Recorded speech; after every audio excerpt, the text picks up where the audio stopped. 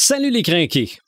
Nous parlons aujourd'hui de créatures gigantesques, mythiques, reptiliennes, capables de voler.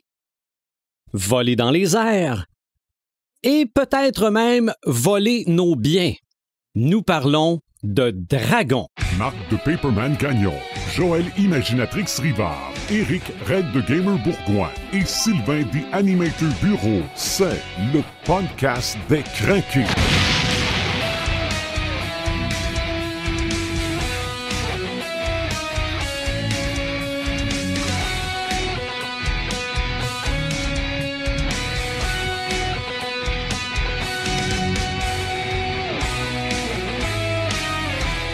Ben pour l'épisode 170, on est en feu. Paperman, salut. Salut! Imaginatrix, salut. Salut! Et salut Red de Gamer, le gars pas de notes. Qu'est-ce que t'en sais, toi, qu'on est en feu? Le dragon qui garoche son brette, c'est un dragon de quoi? J'ai aucune idée. Ben, c'est ça, c'est peut-être pas du feu. J'ai aucune idée. D'ailleurs, je me suis dit...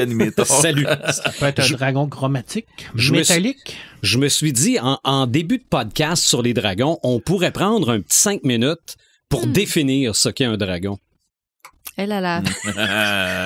Moi, je suis pas allée jusque-là. OK. Honnêtement, si tu veux, je peux me lancer là-dedans. Ah, lance-toi. Parce que oui, ta question est très légitime. Moi, j'ai fait quelques recherches aujourd'hui, puis je t'imaginais faire les tiennes des recherches, puis te demander, ça, c'est-tu un dragon? Ça, c'est-tu pas un dragon? Ouais. Parce que les dragons, effectivement, ils ont des formes et des apparences qui sont très variées en fonction des cultures. Il y en a qui Parce qu'il y en a dans toutes les cultures. Il y en a dans absolument toutes les cultures. Et il y en a qui sont des créatures ailées, il y en a qui sont géantes, il y en a qui sont plus petites, il y en a qui ont 4 pattes, il y en a un qui ont 2 pattes. Et ce n'est pas des wyvernes. Et bref, on a vraiment de toutes les formes de dragons inimaginables. Et pourquoi cela? Pourquoi est-ce que c'est présent dans toutes les cultures? Je me suis un peu fourvoyée parce que moi, je croyais que l'origine du dragon remontait à l'époque du livre de fiction le plus populaire de la planète, et j'ai nommé la Bible. Ben oui. Parce que oui, on parle du dragon dans la Bible. Moi, j'étais sûre que c'était originaire de là. Mais non, en fait, ça remonte encore avant ça. On en voyait un peu dans la mythologie grecque aussi, à une certaine époque nordique. Dans toutes les civilisations du monde, il y a des dragons. Et ça remonte encore avant l'Antiquité. Fait que souvent dans le podcast, on parle de créatures mythiques. Ça remonte souvent à l'Antiquité. Tu sais, ça remonte souvent. On a un peu parlé de dragons dans les créatures gigantesques. Oui, effectivement. Ouais. Mais évidemment, on a survolé comme un dragon. En faisant une petite recherche sur le sujet aujourd'hui, je suis tombée sur les études d'un historien qui s'appelle Julien Duy. Et lui, dans ses études, il a démontré que les histoires de dragons, en fait, remontent à aussi loin que le Paléolithique. Alors, on remonte à des millions d'années avant aujourd'hui, et ça serait originaire de l'Afrique. En fait, ça serait originaire de où est-ce que l'humanité a pris le berceau de la vie, où est-ce que l'humanité a pris naissance.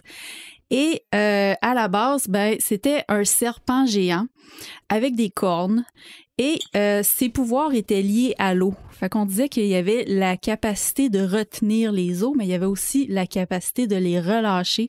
Puis on avait aussi le mythe du serpent arc-en-ciel. Fait que quand on voyait les arcs-en-ciel, on attribuait ça à un dragon à cette époque-là. Et évidemment, le mythe a suivi les migrations humaines. Fait qu'il a suivi vraiment toutes les civilisations à partir de là. Il s'est en allé partout. Il s'est en allé autant en Europe qu'en Asie. Il a traversé le détroit de Bering pour s'installer en Amérique. Il a été dans les îles du Pacifique aussi. Fait que c'est pour ça qu'on le retrouve vraiment partout, ce mythe-là. Ça a donné naissance, évidemment, aux dragons chinois qu'on connaît, qui eux rappellent la bonne fortune, l'abondance, la prospérité, la chance. Exactement, c'est un dragon chanceux. Mais aussi la noblesse, parce que les empereurs en Chine étaient tous liés aux dragons. D'ailleurs, on dit que la Chine, c'est le pays des descendants des dragons. L'empereur du dragon. Parce que c'est ça. L'empereur était le dragon et il était fils de dragon. Et ses descendants à lui étaient descendants de dragons aussi. Fait que c'est beaucoup ancré dans la culture chinoise à cause de ça. On pense aussi dans les mythes américains, en Amérique centrale, par exemple, le dieu Quetzalcoatl, qui est le dieu serpent à plumes chez les Aztèques, qui ressemble vraiment à un dragon aussi, malgré le fait qu'il n'y a pas d'aile, il n'y a pas de pattes. Il est associé, lui, plus au vent qu'à l'eau. Il ressemble plus à un dragon oriental. Oui. Il ressemble vraiment beaucoup à un dragon oriental. Puis même avec ses plumes colorées, moi, je trouve qu'il ressemble un peu à un dinosaure. Un peu loin. Maintenant qu'on sait qu'il y avait des plumages très colorés. Mm-hmm. Mais bref, c'est ça. Ça s'est étendu comme ça partout à travers le monde. Ça s'est rendu jusqu'à la Grèce antique. Dans les mythes grecs, les dragons étaient encore des serpents. D'ailleurs, le mot dragon descend du grec drakon, qui veut dire serpent. Mais on parlait surtout de serpents qui avaient des capacités extraordinaires, soit qui étaient très géants ou qui pouvaient avoir plusieurs têtes, par exemple. Et quand est-ce que les dragons ont commencé à avoir des ailes? Ben là, on sait que les dragons étaient associés à l'eau, mais pouvaient aussi être associés au ciel. Mais c'est vraiment avec la Bible que c'est arrivé, le dragon ailé. Pourquoi? Parce que c'est lié aux anges déchus. Le dragon dans la Bible évoque le diable et ses anges déchus qui servent le démon. Fait que c'est pour ça qu'on leur a mis des ailes. Ça a vraiment arrivé beaucoup à l'époque médiévale où on faisait des gravures de dragons. Le fameux combat entre le dragon et Saint-Michel. Combat entre le dragon et Saint-Michel, qui d'ailleurs, une des gravures du dragon que terrassé Saint-Michel ressemblait beaucoup à une wyverne. Mm-hmm. D'où le fait que historiquement, les wyvernes sont des dragons, même si dans les jeux, c'est deux choses très différentes. OK. Je vous lis juste un extrait de la Bible pour vous dire à quel point pour que vous compreniez à quel point c'est épique. Là. C'est déjà épique qu'on dise dans le podcast. On va vous lire un extrait de la Bible. Moi, je vous dis, c'est un des plus grands livres de fiction dans le monde. En tout cas, c'est le livre le plus populaire. C'est le livre le plus vendu de l'histoire. C'est le plus vendu de l'histoire. Et dans l'Apocalypse, selon Saint Jean, on parle du dragon. Au chapitre 12, verset 3, on dit « Un autre signe parut encore dans le ciel. Et voici, c'était un grand dragon rouge ayant 7 têtes et 10 cornes, et sur ses têtes 7 diadèmes. Sa queue entraînait le tiers des étoiles du ciel et les jetait sur la terre.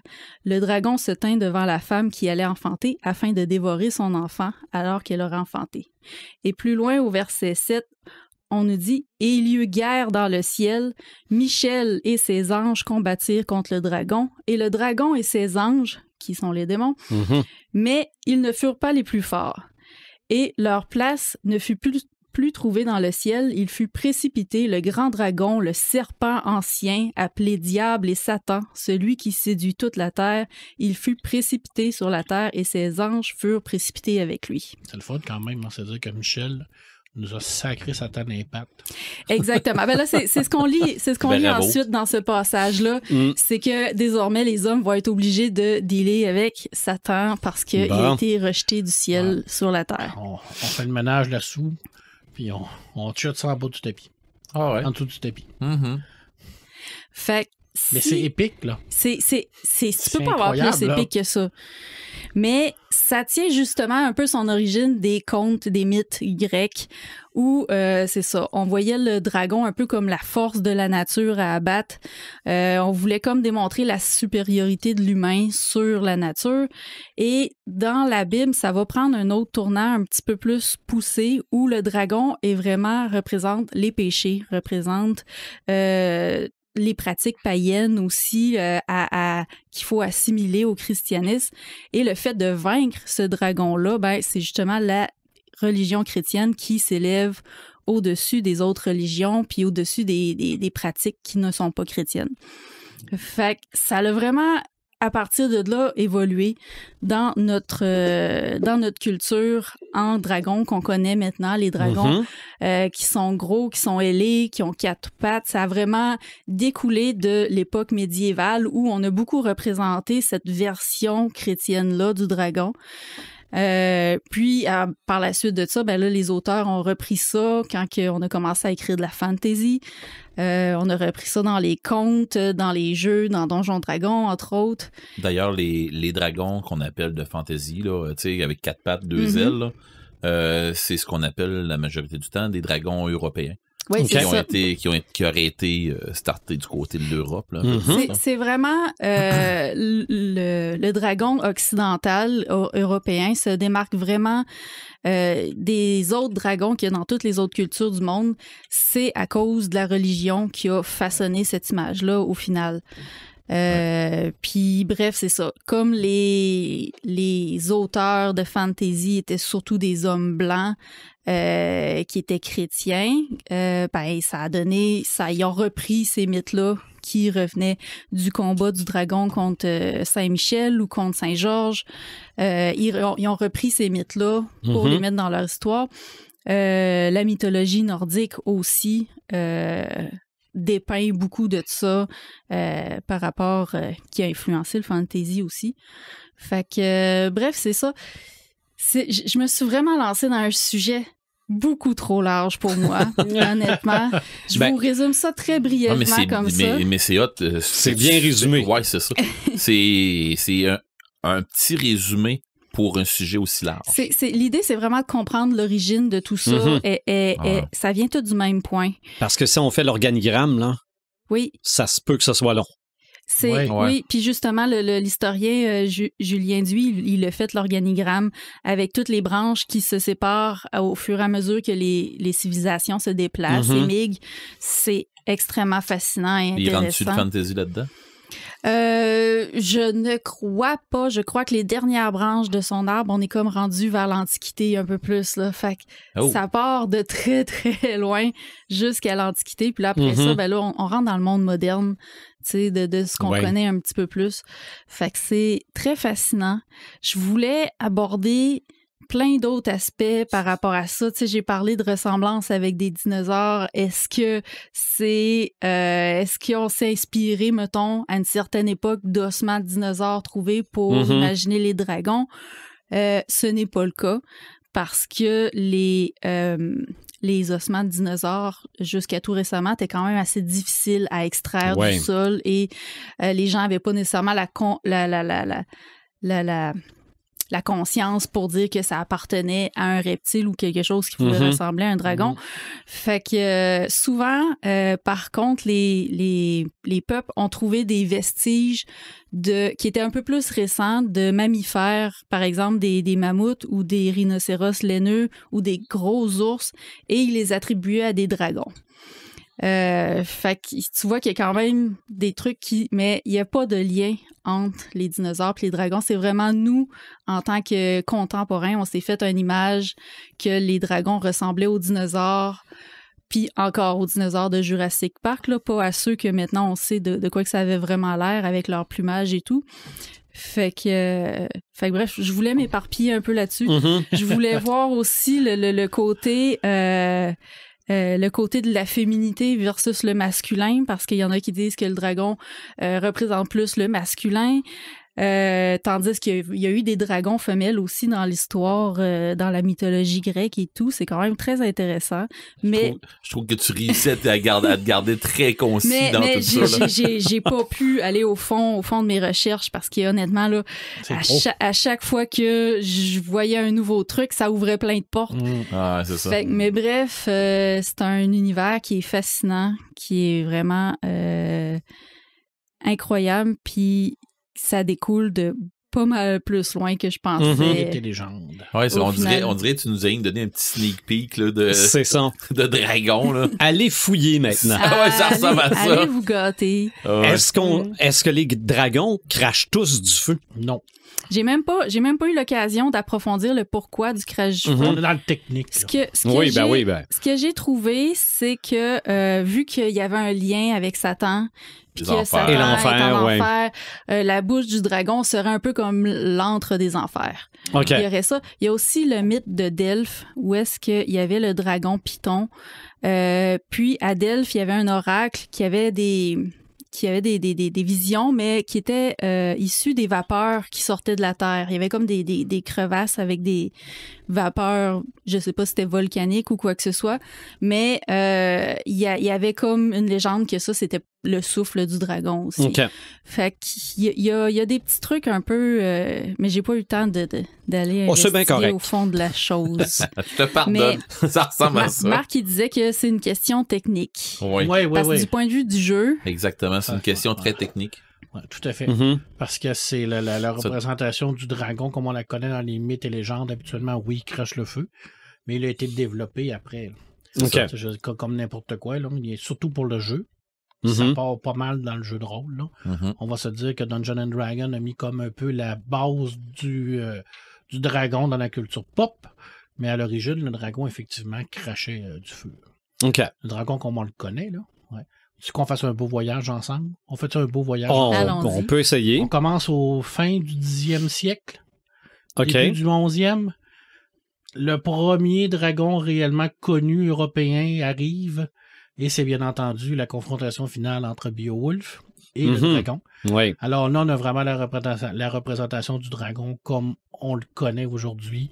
Le grand méchant dragon capable de voler, reptile maléfique, il rampe, il crache du feu. En plus de ça, quand il te mord, il t'empoisonne. Ouais. Il y a tout, là. De toute façon, c'est pas un but dans ma vie de me faire bordre par un dragon. Là. Beowulf, qui est un poème épique, qui est absolument extraordinaire, qui a été retravaillé, retraduit aujourd'hui. Vous avez la possibilité de l'avoir, d'aller le chercher. C'est vraiment une superbe lecture. Ça doit faire un bout qu'il est libre de droit. Oui, un petit peu. Je pense que l'auteur on pense que oui. Pas réellement non plus c'est qui l'a écrit. Là, OK. tel, là. C'est de la littérature anglo-saxonne qui date depuis longtemps. Bien entendu que ça part tout également de la fameuse la fameuse mythologie scandinave. On l'a dit. Fafnir est un des dragons les plus connus, qui était dans le fameux cycle de Sigurd dans la mythologie scandinave, qui était à l'origine un nain, qui va amener un petit côté relatif à tous les dragons. À un moment donné, il va trouver un trésor maudit, alors souvent, on va relier le dragon au trésor. En fait, il y a quelqu'un qui va le faire puis qui va mettre comme les bases là-dessus. Et il va se changer en serpent ou en dragon. On revient toujours au serpent pour se protéger ce fameux trésor-là. Alors, on revient à la base du trésor et du serpent. On le dit, ça va être très, très, très important parce que bon, on en parle souvent, mais il y a un type qui est arrivé dans les années 1900, on le connaît, on en a parlé souvent. Tolkien va mettre la base de tout ce qu'on connaît comme dans la culture pop avec ses dragons. Parce que c'est lui réellement qui va prendre tous ces petits éléments que Joël nous a parlé tout à l'heure. Parce que oui, Tolkien est allé chercher dans la mythologie grecque, la mythologie scandinave. Il est allé chercher un peu partout. Il est allé chercher des idées pour créer sa propre mythologie à lui. Et bien entendu, les dragons fait partie de sa mythologie. Oui, c'est pas juste dans le Seigneur des Anneaux, là. Non, effectivement. Alors, bon, tu sais comment que j'aime ça lire. Fait que, Et Tolkien. Joël nous a lu un merveilleux passage de la Bible, d'ailleurs qui est excessivement épique. Tolkien faisait des choses épiques aussi, mais ça, c'était le combat du dragon. Puis l'Armageddon dans la Bible aussi, c'est... Quand vous voulez lire ça, là, c'est vraiment très, très épique. Il y avait du talent, les gens, à l'époque. Oui, il y avait une bonne imagination aussi. Ils ont essayé de transformer l'eau en vin, puis c'est probablement pas ça que ça a donné. C'est exactement. Moi, je pense que c'était un trip de moche.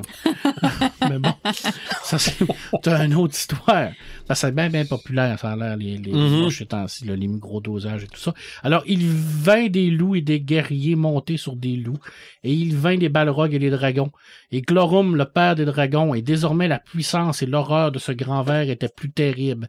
Elfes et hommes mouraient calcinés dans son souffle. On est dans le Silmarillion, on est dans le premier âge. Glorhum arrive pour la première fois, qui est le père de tous les dragons, ce grand ver. La première fois qu'il sort des profondeurs d'Angband, Glorhum va bien entendu semer la terreur, mais il va être blessé lors des combats parce qu'il n'était pas arrivé à maturité. Et il va revenir. Et là, c'est un peu un effet pervers à l'époque parce que quand il est sorti, il s'est dit « Ah, c'est ça, les fameux dragons de Melchior, de Morgoth, pas tant pire, on réussit à le blesser et tout ça, mais c'est parce qu'il n'était pas à maturité. Parce que dans le monde de Tolkien, les dragons, c'est des créatures qui prennent excessivement de temps à grandir, à devenir matures et à devenir puissants. Quand il est sorti pour la deuxième fois, dans la fameuse bagarre de Dagor Dragonland, là, il a fait le ménage. OK? Il a tué des armées complètes d'elfes, d'hommes. C'était incroyable à quel point il était puissant. Premièrement, il n'y avait pas d'elfes. Il n'y avait pas d'ailes. C'était un dragon qui n'était pas ailé, qui ne volait pas. Il y avait des pouvoirs extrêmement puissants au niveau psychique. Il était capable de contrôler l'esprit des gens. Ce que Morgoth lui a donné comme puissance. Parce que ce qu'il faut savoir, c'est que Morgoth ne peut pas créer la vie, mais il peut la tordre ou la déformer. Okay. Alors, à l'origine, c'était quoi? On ne le sait pas trop. Peut-être que c'est un Maillard ou un esprit fort qui a été déformé pour faire des dragons. Moi, je m'attends que c'est un Maillard, là. Parce que rendu là, et on dit que le souffle des dragons était capable de faire fondre tous les anneaux magiques, à part, bien entendu, l'anneau unique, parce que lui a été forgé dans les profondeurs du monde du destin. Et ce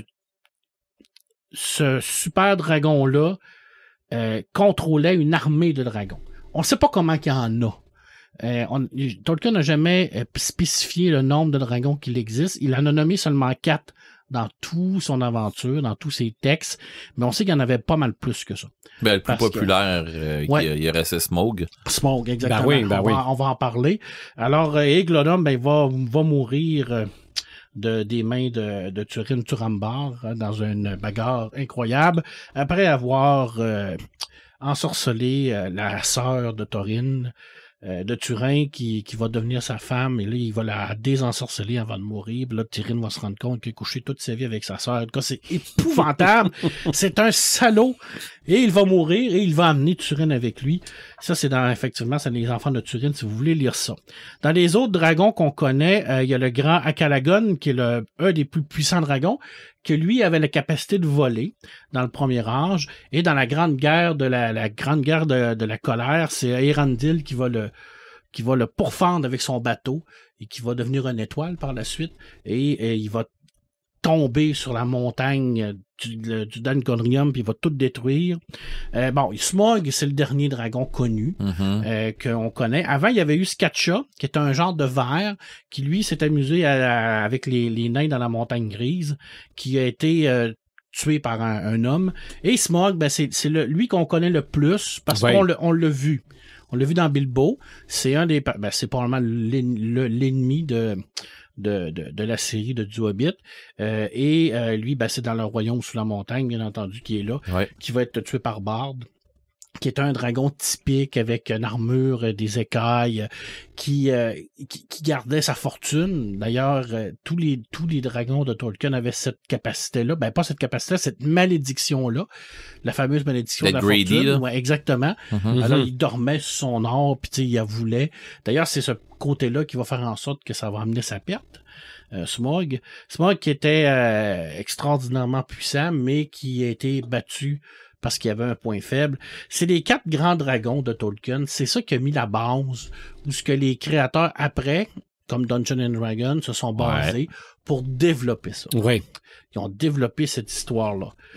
Maintenant, tu me connais, j'ai toujours des petites affaires que je sors de mon champ gauche. Bon, je vais te parler d'une série BD. Je vais te lire le synopsis, mais là, il ne faut pas rire. OK? On va essayer. Parce que, à la base, ça a l'air complètement farfelu. Ça l'est un brin, mais c'est quand même pas pire. Donc, on est dans un univers médiéval fantastique. À chaque fois qu'il y a un dragon qui apparaît quelque part, il y a un mâle qui s'appelle le Veil qui se développe à cet endroit-là, puis il va se répandre. Jusqu'au temps que le dragon soit pas mort, il va se répandre. Et tous les êtres qui sont vivants, qui sont pognés dans le Veil, que ce soit végétal, animal, ils se transforment. Ils deviennent fous, ils sont transformés en des monstres, puis des genres de monstres sanguinaires. Il y a une seule et unique race ou catégorie de personnes qui sont immunisées au Veil, c'est des femmes. Eh oui. Qui sont vierges. Oui. Bon. Ça, c'est la geste des La geste des Chevaliers Dragons. Ouais. Alors, à partir de là, ils ont décidé de former ce qu'ils appellent l'Ordre des Chevaliers Dragons, qui sont uniquement composés de femmes guerrières vierges. C'est hot. Pour vrai, là. J'ai lu la série. C'est ça, la base, là. Tu sais, ça a comme... tu dis, mon Dieu. Mais ils ont la capacité de combattre le dragon parce que le dragon ne les sent pas. Okay. Et ils ne sont pas affectés par le veille, donc ils sont capables d'approcher le dragon et les combattre. Hey, bon. Mais ils t'en mangent des sincères, là. Tout à fait. Et où ils sont pas beaucoup qui ressortent de là. C'est une série qui est encore en cours. On est rendu à 30 albums, quand même. OK, bon, pourquoi pas? C'est, bon, à première vue, c'est un peu sexiste, on va se le dire. Les femmes, quand ils vont se battre contre les dragons, sont pas toujours habillées trop. D'ailleurs, j'ai jamais compris le fait d'aller se battre en dragon avec un string puis une brassière en métal. Bon, bref, OK, mais ça reste que le concept est bon. Puis ça reste c'est une histoire de marketing. Ouais, probablement. Ouais. Mais ça reste que le personnage principal... C'est le TikTok du temps. Le TikTok du temps, c'est toujours les femmes. Et les femmes sont les plus puissantes dans cet univers-là. Et la geste des Chevaliers Dragons, quand il y a une femme qui fait partie des Chevaliers Dragons, ils rentrent à quelque part, c'est comme un Space Marine, là. C'est ça. Tu sais, je veux dire, le monde se prosterne devant elle, là, puis c'est comme, là... Ben, premièrement, c'est « Oh mon Dieu, il y a un dragon dans le coin » parce qu'habituellement, quand tu viens... Mais c'est comme t'es notre sauveuse, là. Je veux dire, c'est la seule personne qui peut le tuer. Et majoritairement, je te dirais, 5 fois sur 10, ils mangent leur bas. Ça arrive très souvent que le dragon gagne. OK. Parce qu'ils ont la tendance à vouloir y aller seuls. Tu sais, à se la taper genre solo, là, puis de dire, moi, je suis hot, je m'en vais aller. Fait que là, on va envoyer d'autres gens. Là, on va envoyer plus de chevaliers. Ouais. Bref, mais c'est quand même bien construit et c'est centré sur les dragons. Et les dragons sont magnifiques. Honnêtement, ils sont violents, sont super intelligents. Si on est rendu à une trentaine de tombes, il y a clairement un public. Et au-delà du fait que, bon, bien entendu, que les femmes sont légèrement vêtues, il y a un aspect quand même important là-dedans, c'est que les personnages principaux sont les femmes. Il l'explique dans je me souviens pas exactement, mais il explique le pourquoi, puis même que il y en a une à un moment donné, un chevalier qui arrive, elle est habillée, là, elle a une grosse armure, puis elle est habillée en, tu sais, à un moment donné, elle a une grosse toge, tout ça, puis il demande, veux-tu me dire pourquoi t'enlèves tout ça? Mais c'est parce que j'ai pas le choix, parce que il faut pas qu'il me sente. C'est ça, je pense que c'est une question d'écoute ou de sens. C'est ça. De perception du dragon. Et ben, au-delà, on parle également de cette vision-là de la femme. Mais mais ça en fait des femmes fortes, là. Oui, puis il y a plein d'histoires parallèles. À un moment donné, il y a une des chevalières dragons qui va connaître l'amour, parce que quand même, je veux dire, c'est relatif à n'importe qui, que ce soit des prêtres ou des femmes, et va perdre ce titre-là, mais malheureusement, elle était sur une chasse, donc le dragon va la sentir, parce qu'elle perd cette virginité-là qui lui permet d'être immunisée, et ça va être un méchant beau bordel, là. Parce que là, à un moment donné, ils vont se rendre compte que tout le monde est en train de changer, mais comment ça se fait que là, puis là, mais c'est une très belle série, je vous les conseille fortement. Je les ai pas toutes lues, j'en ai beaucoup. Rappelle le titre. La geste des Chevaliers Dragons. OK. C'est tout à fait merveilleux. Ça vaut la peine. Passez outre le soleil, oui, il me semble que oui. Passez outre le fait là, que c'était... On monte un petit peu de paume. En tout cas, bon, bref, c'est européen. On va se le dire comme ça. Les Chroniques de la Lune Noire. Ça, j'en parle souvent parce que c'est une série médiévale fantasy absolument extraordinaire. Et dans les Chroniques de la Lune Noire, ben, il y a à peu près 3 500 000 dragons. T'es bon, t'es moins bon, t'es intelligent, des super intelligents. Et il y en a 3 en particulier qui sont très importants dans cette série-là. Et là, il y a un caractère qui s'appelle Pitoufas, qui est un voleur. Pitoufas est un voleur elfe qui possède 2 épées, une qui est bonne et une qui est méchante. Donc, son caractère change par rapport à quelle épée il va dégainer. S'il dégaine la bonne, il va être bon. S'il dégaine la méchante, il va être méchant. Et les deux, ça n'arrête pas de se chicaner. Et il y a cette particularité-là que lui, il a été jeune, abandonné par ses parents et il a été élevé par 2 dragons. Alors, à un moment donné, il va les retrouver, ces 2 dragons-là, qui vont être rendus immenses. Là. À la fin des temps, quand le grand méchant va faire exploser la planète en garochant la Lune sur la planète. Bon, c'est un détail. Pourquoi pas? Pourquoi pas? Bon, bref. À un moment donné, Wishmeril, qui est rendu hyper puissant, qui est le personnage principal, va faire des portails vers un autre monde pour sauver son monde. Parce qu'il est méchant, mais il y a une nuance. Quand même. Et il va arriver Xerath. Xerath, qui est le plus grand des dragons, le plus grand ancien dragon. On dit que c'est le père de tous les dragons de cet univers-là. Et lui, il sous-entend que tout ce qui existe présentement dans cet univers-là, c'est parce qu'il l'a rêvé. Alors, c'est le grand rêveur. Parce que souvent, on dit que les dragons, ils dorment beaucoup. Ils rêvent et en rêvant, ils forment des univers. Xerath, c'est un dragon qui est neutre. On l'a pas vu du tout de la série parce qu'il dormait. Mais là, vu que la planète est en train de se désintégrer, ça ne tente comme pas de crever. Parce qu'il est pas con. Fait qu'il arrive à peu près avec ses dragons. Et là, c'est épique, la scène. Là. Il y a à peu près 300 ou 400 000 dragons qui arrivent pour rentrer dans la porte. Et il va se présenter devant Wishmeril, qui est avec Pile-ou-Face, et il lui va demander la permission de traverser. Il va dire, je me suis réveillé, j'ai vu la destruction, et je ne veux pas que ma race meure avec moi ici. Est-ce que tu me donnes la permission de... Et il lui dit, à Wish, t'es chanceux, parce qu'habituellement, je demande pas la permission. C'est parce que là, je trouve quand même que tu as de l'allure. Et Wish va accepter, et puis Pile-ou-Face va lui dire en joke, mais qu'est-ce que tu fais là? Tu t'amènes tous les dragons dans notre monde. Et Wish va lui dire, tu penses-tu vraiment que j'avais le choix? Puis les cas qui rentrent, il y a de la misère à rentrer dans la porte tellement qu'il est immense. C'est, bien entendu, une série typiquement médiéval fantasy où ce que les dragons sont forts, sont puissants, mais ne sont pas immortels. D'ailleurs, Wish, à un moment donné, il va faire une joute contre un chevalier dragon et il va tuer le chevalier dragon et le dragon. Et on va chevaucher des dragons. L'empereur chevauche un dragon, les gens chevauchent des dragons. C'est super, c'est vraiment très bien fait. Si vous aimez le médiéval fantasy, sautez là-dessus, ça vaut réellement la peine, honnêtement. Bon, il y a un type qui a écrit un patente qui s'appelle Game of Thrones. Ouais, qui n'a jamais fini. Hein. Il paraît que ça parle de dragon. Ouais, je pense qu'il y en a 2-3 là-dedans. Ouais, je pense que oui. Bref, c'est ça. Il n'y a pas un préquel aussi avec un autre dragon. Là. Je sais pas, ça me tente pas. Oh, la maison des dragons. Ouais, je pense que oui. Je pense que oui. C'est la maison des Wyvern. Des Wyvern. Parce que, faut le dire, c'est des Wyvern. Mais tu les as trouvés majestueux quand même.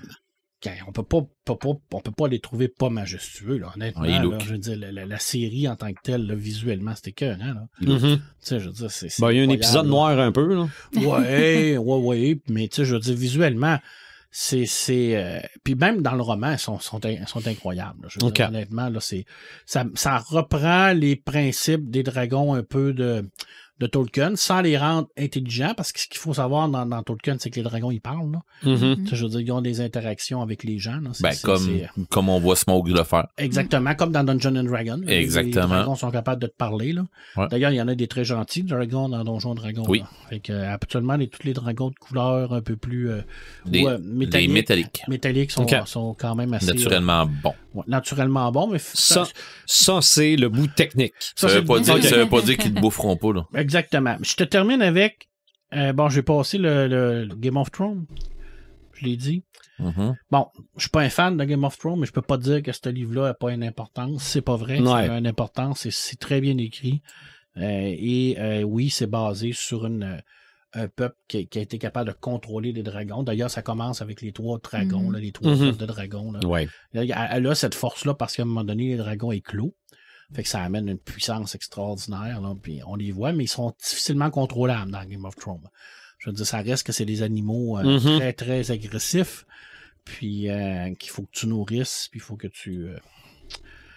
T'es garde de ton bord. T'es garde de ton bord. Je termine avec la légende des contrées oubliées. Pourquoi? Parce que j'en ai souvent parlé. On est fin des années 80, 87 à 92. Série de 3 tomes de Bruno Chevalier avec Thierry Ségur. À l'intérieur de ça, il y a un dragon qui s'appelle Jubub, qui est un dragon à 2 têtes. Et là, c'est intéressant parce que tu en as parlé tout à l'heure au niveau de la mythologie. Très basé sur la mythologie asiatique. 2 immenses coups qui se promènent un peu comme des tentacules avec des têtes. Et lui, presque une hydre. Exactement. Lui, c'est une ancienne puissance qui est revenue du mal. Il est là un peu pour harasser les héros pour les faire dévier de leur plan initial. Et c'est réellement une super belle représentation du dragon. Un peu à la Tolkien, parce que le dragon, là, il est terriblement pernicieux, parce que jamais il va utiliser sa puissance physique, parce que ça serait un peu superflu. Tu sais, je veux dire, les héros, c'est 3 nains avec un voleur puis un immense barbare. Ils pourraient les manger en claquant des doigts, là. Mais tu sais, c'est pas le but. Le but, c'est vraiment de s'amuser avec eux autres pour montrer que sa puissance psychologique également. Et ça, on avait ça dans Tolkien. Okay.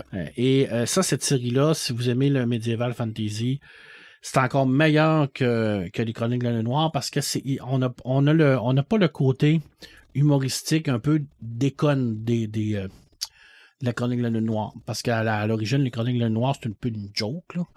Tu sais, ils se sont dit, bon, c'est une partie de jeu de rôle, on va la faire en BD, là. C'est un peu comme, Gros Bill. Tu sais, Gros Bill, ça veut dire qu'on exagère tout.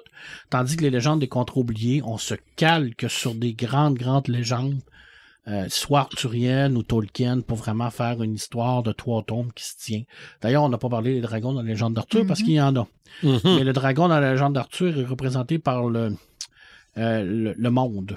Un peu comme la terre, le cœur de l'univers. Tu sais, c'est tout ce qui représente, tout ce qui relie toute l'humanité en tant que tel. Fait que c'est pas un personnage qui est physique, c'est vraiment un personnage qui est plus spirituel. C'est compliqué, mais il est à l'intérieur aussi. C'est pas mal ça, je te dirais, dans les grands. Mais je termine avec un truc qui n'est pas dragon, zéro open bar, mais en même temps qui est basé sur le dragon. OK. Je vais te parler de William Blake. Là, tu me vois où est-ce que je vais venir. Je continue. Le grand dragon à la fenêtre vertu du soleil. OK. Cette fameuse aquarelle-là où on voit un grand dragon, le dos, avec ses ailes, ses muscles, avec ses cornes en envers. Oui. Où ce que tu as un type qui va être omnibulé par ce grand dragon rouge-là, qui va devenir un tueur sanguinaire dans un livre de Thomas Harris. Je me demandais si tu allais en parler. Mais ça reste un dragon. Ça reste mythique. Un dragon parce que pour lui, quand il absorbe, surtout quand il mange l'aquarelle, là, parce que ça, cette scène-là, c'est terriblement... c'est horrifique, là, parce qu'il détruit l'aquarelle de William Blake. Il pense qu'il devient, en fin de compte, ce dragon-là. Il absorbe la puissance du dragon, puis il veut vraiment comme y aller vers ça. C'est une scène qui est très, très marquante dans le livre et dans le film également. Mais oui, j'ai pas le choix d'en parler parce que le dragon, je pense que c'est très représentatif au niveau de la religion. Joël nous l'a dit. Je pense que ça, dans Thomas Harris, c'est ce qu'il voulait démontrer. C'est cette partie-là de mal. Tu sais, le dragon, c'est le mal. C'est le diable. Puis Francis Dolaïde, c'est pas mal une représentation du mal dans ce livre-là. Parce qu'il est absolument horrible. Là. C'est un tueur sanguinaire qui n'a pas de limite. Là. C'est un psychopathe. Là. Il y a peut-être Hannibal Lecter qui est plus psycho-cuit. D'ailleurs, il s'envoyait des lettres, là, mais bon, bref, c'était tout. Ouais, mais j'ai l'impression qu'Hannibal Lecter était moins dérangé. Mais c'est peut-être... non, ça dépend du contrôler un peu plus. Peut-être. Mais c'est au niveau je pense que Hannibal Lecter, premièrement, il a une intelligence extraordinaire. Je sais pas comment il y a de QI, là, ça doit être dans 190 et plus, là. Mais c'est comme ça, il est capable de se contrôler en tant que tel. Il passe tellement inaperçu, il est tellement brillant. C'est ça. Ouais. C'est lui qui décide. Exactement. Fait que c'est lequel qui est le plus dangereux? En ce cas-là, on pourrait dire que c'est un genre de serpent, Hannibal Lecter. Oui. Puis en même temps, je veux dire, souvent, ses meurtres sont relatifs par rapport à quelque chose qu'il a vécu. Donc, c'est pas un psychopathe tueur en série en tant que tel comme on les connaît. Parce que il va pas tuer sur un coup de tête, il va pas tuer non plus sur une série. Il va pas toujours prendre les mêmes types de personnes à tuer. C'est jamais pareil. Ça peut être n'importe qui, ça peut être n'importe quoi. Puis il y a un pouvoir de persuasion incroyable. Exactement. Mais bref, oui, ça pourrait même être relatif à ça. Alors, Dragon Rouge, je termine avec ça. Le livre de Thomas Harris. Alors, si vous voulez voir une représentation plus lyrique du dragon, ça vaut vraiment la peine. C'est un très, très, très bon livre. J'aime ça de la manière tu dis ça, une perception plus lyrique. Oui. Oui, c'est carrément ça. Ben, quand on se met à parler de nos sujets au sens propre, au sens figuré, là, c'est le fun, mais ça peut... Ouais, non, ça peut ouvrir de grandes portes. Puis maintenant, il y a le technique. Ça, on va en parler avec Red. Parce que dans Dungeon, la technique, c'est important parce que oui, il y a des différents types de dragons. Les dragons chromatiques, métalliques, cristallins, orientaux, légendaires. Exact. Dragon blanc, dragon bleu, dragon noir, dragon vert. Dragon vert va cracher une telle affaire. Je vais tout nous démêler ça. Il va tout nous démêler ça. Okay. Parce que là, on rentre dans le technique. Parce que, tu sais, oui, les écrivains vont écrire, vont imaginer de la fiction autour des dragons. Mais il y a des crackpots là, qui ont mis des règles. Qui ont mis des règles puis qui ont décidé de se dire OK, c'est bien beau, là, mais nous autres, on va pousser la patente un peu plus. OK. Joël, qu'est-ce que tu voulais rajouter? Ben, tu as mentionné 2 trucs quand tu nous parlais des dragons. Quand je parlais des portes que j'étais allée ouvrir puis que j'ai à peine explorées, là, il y a le truc de l'immortalité dont on n'a pas parlé, qui est vraiment typique des dragons à la base. Puis même dans le mythe originel africain, l'immortalité était déjà présente. OK. Donc, Smaug serait pas mort. Donc... Mais, tu sais, ils peuvent être terrassés. Souvent, dans les mythes chrétiens, ils vont être terrassés, mais pas nécessairement tués. On va montrer qu'on est capable de les dominer. OK. Mais c'est ça. À la base, l'immortalité venait du fait que, vu qu'on s'inspirait des serpents, et les serpents changent de peau, le fait de changer de peau était vu comme un attribut que le serpent était immortel. Fait que ça vient de là à l'origine. Puis, l'autre truc que vous avez mentionné aussi, c'est le fameux trésor. Oui. Dont je n'ai pas parlé, mais oui, il y a souvent le dragon associé au trésor. Puis encore là, c'est tout associé à la quête et au christianisme. Le trésor est vraiment un symbole de l'avarisme, de ses péchés, de cumuler des fortunes et tout. Fait que ça vient un peu de là. Le protéger au péril de sa vie. Exactement. Mais pour revenir à ton truc, personne ne meurt chez Tolkien. OK. Les elfes, quand ils meurent, ils vont dans une caverne et ils attendent. Les hommes, on ne sait pas qu'est-ce qui arrive. C'est le grand inconnu. D'ailleurs, les elfes en veulent beaucoup à Ilmatar pour ça parce qu'ils ne savent pas trop qu'est-ce qui arrive. Et les Maillards, comme les dragons, qu'ils soient bons ou mauvais, repartent vers le grand tout. Alors, la mort, c'est un concept qui n'existe pas chez Tolkien. Physiquement, oui, mais au niveau de l'esprit, tu ne meurs jamais chez Tolkien. Là, tu peux revenir de la mort. Beren est revenu de la mort. Il y a des elfes, comme Glorfindel, qui est revenu de la mort. Alors, tu peux revenir de la mort. Alors, oui, Smaug, physiquement, il est mort, mais son esprit, qui était probablement un esprit Maillard, a été soit délivré, ou soit repris par le mal, où il va revenir, bien que là, on comprend que le mal est parti à un moment donné, mais j'ai l'impression que cette partie-là de l'esprit est revenue dans le grand tout, dans la grande musique de Eru. OK. On n'a pas parlé non plus de Eragon. Eragon, qui est quand même un gros morceau de la littérature. Littérature jeunesse extraordinaire, où ce que les dragons sont au centre même de l'histoire. C'est très, très... C'est vrai, j'en ai pas parlé d'Eragon. Christopher Paolini. 3 tomes, je me souviens. Oui. Non, 4 tomes. T'es sûr, il n'y en a pas plus que ça? Non, ça semble c'est 4. Ça semble que c'est 4. 3 ou 4. Puis, où on est dans un univers où les dragons sont comme presque éteints. Ils protègent comme le dernier œuf, si on veut. Puis c'est Eragon qui tombe en possession de cet œuf-là et l'œuf éclot. Il va devenir un immense dragon. Puis c'est vraiment bien Eragon. Il ne faut pas se fier au film. Là. Il faut vraiment se fier à... le film est fleur. Il fleur quand même. C'est un manque de budget. Visiblement, parce que dans le livre, les descriptions sont incroyables. C'est vrai que j'en ai pas parlé. Quand ils sont dans la cité, je sais pas si c'est une cité elfe ou quand ils se rassemblent là, dans l'endroit où le combat final a lieu dans le premier tome, les descriptions sont vraiment incroyables. Les lieux sont magistrales. C'est de toute beauté. Malheureusement, le film ne pouvait pas représenter ça là, à l'écran. Manque de budget, manque de volonté des producteurs. T'as même beau être un bon réalisateur à un moment donné. Écoute, le dragon abyssal du méchant là-dedans, on aurait dû le voir plus que ça. On aurait dû.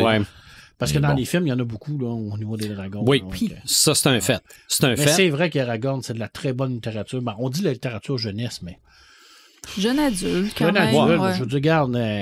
On disait ça, on peut dire ça de Harry Potter, puis mon père les a toutes lues. Hunger Games, là. Mais il faut dire que Christopher Paolini était quand même jeune quand il a écrit ça puis qu'il l'a publié.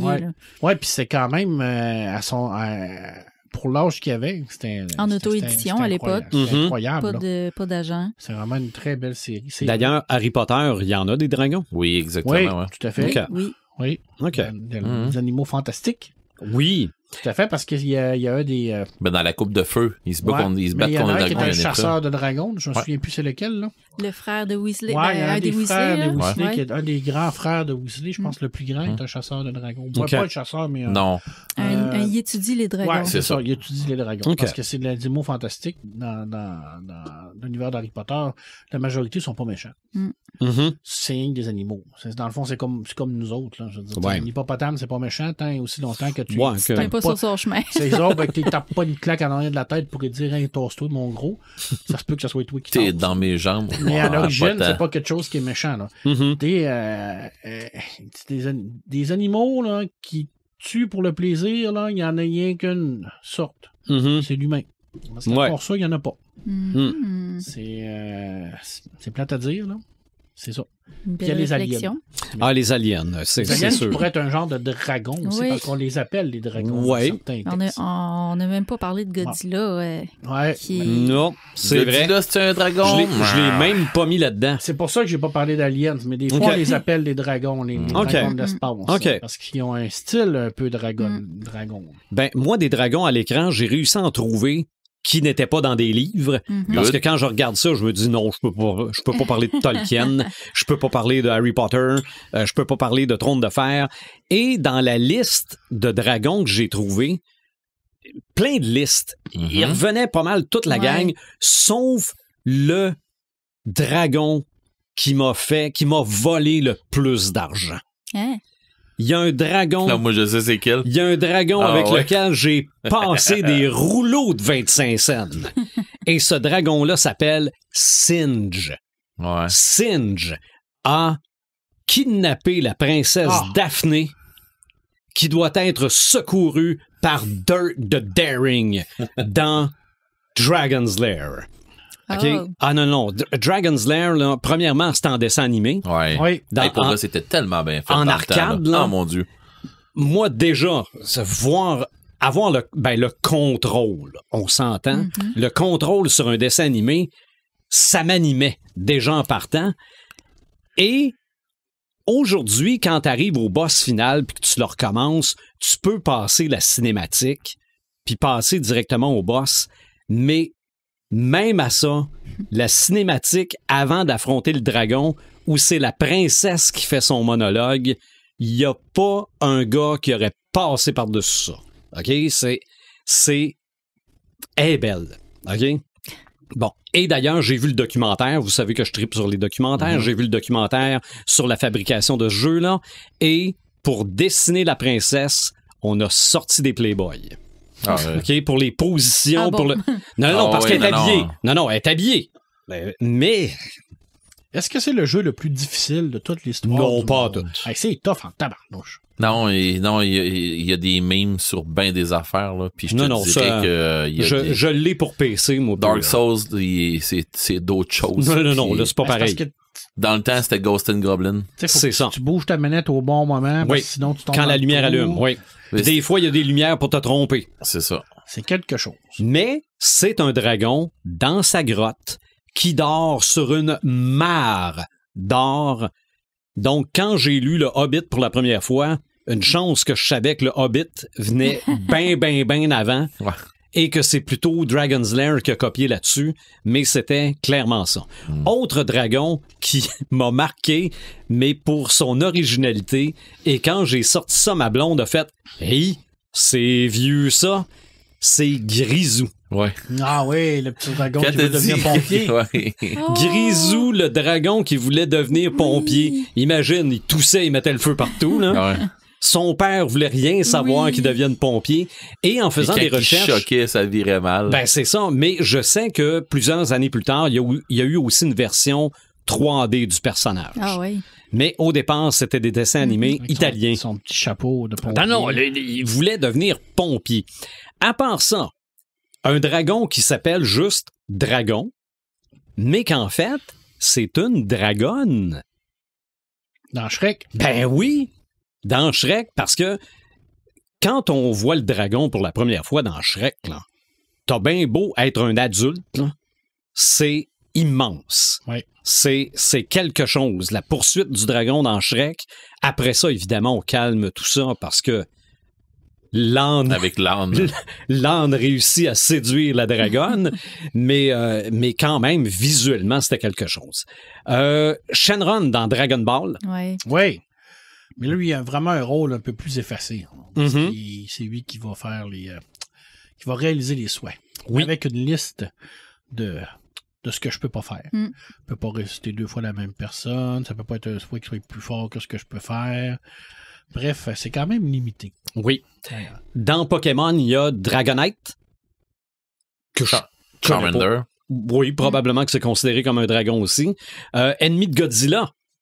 On a parlé de Godzilla tantôt, mais Godzilla a un ennemi dragon à 3 têtes qui s'appelle King Ghidorah. Oui, c'est vrai.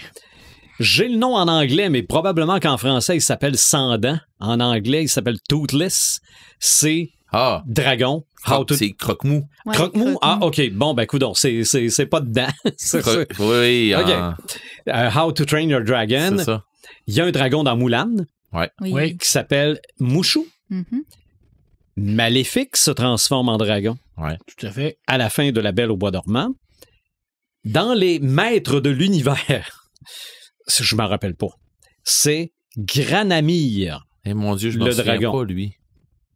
Je me souviens pas du dragon de He-Man. Non, moi non plus. Ah, t'as peu, c'est pas plutôt dans le temps qu'ils ont sorti She-Ra? Je pense que c'est ça. J'ai aucune idée.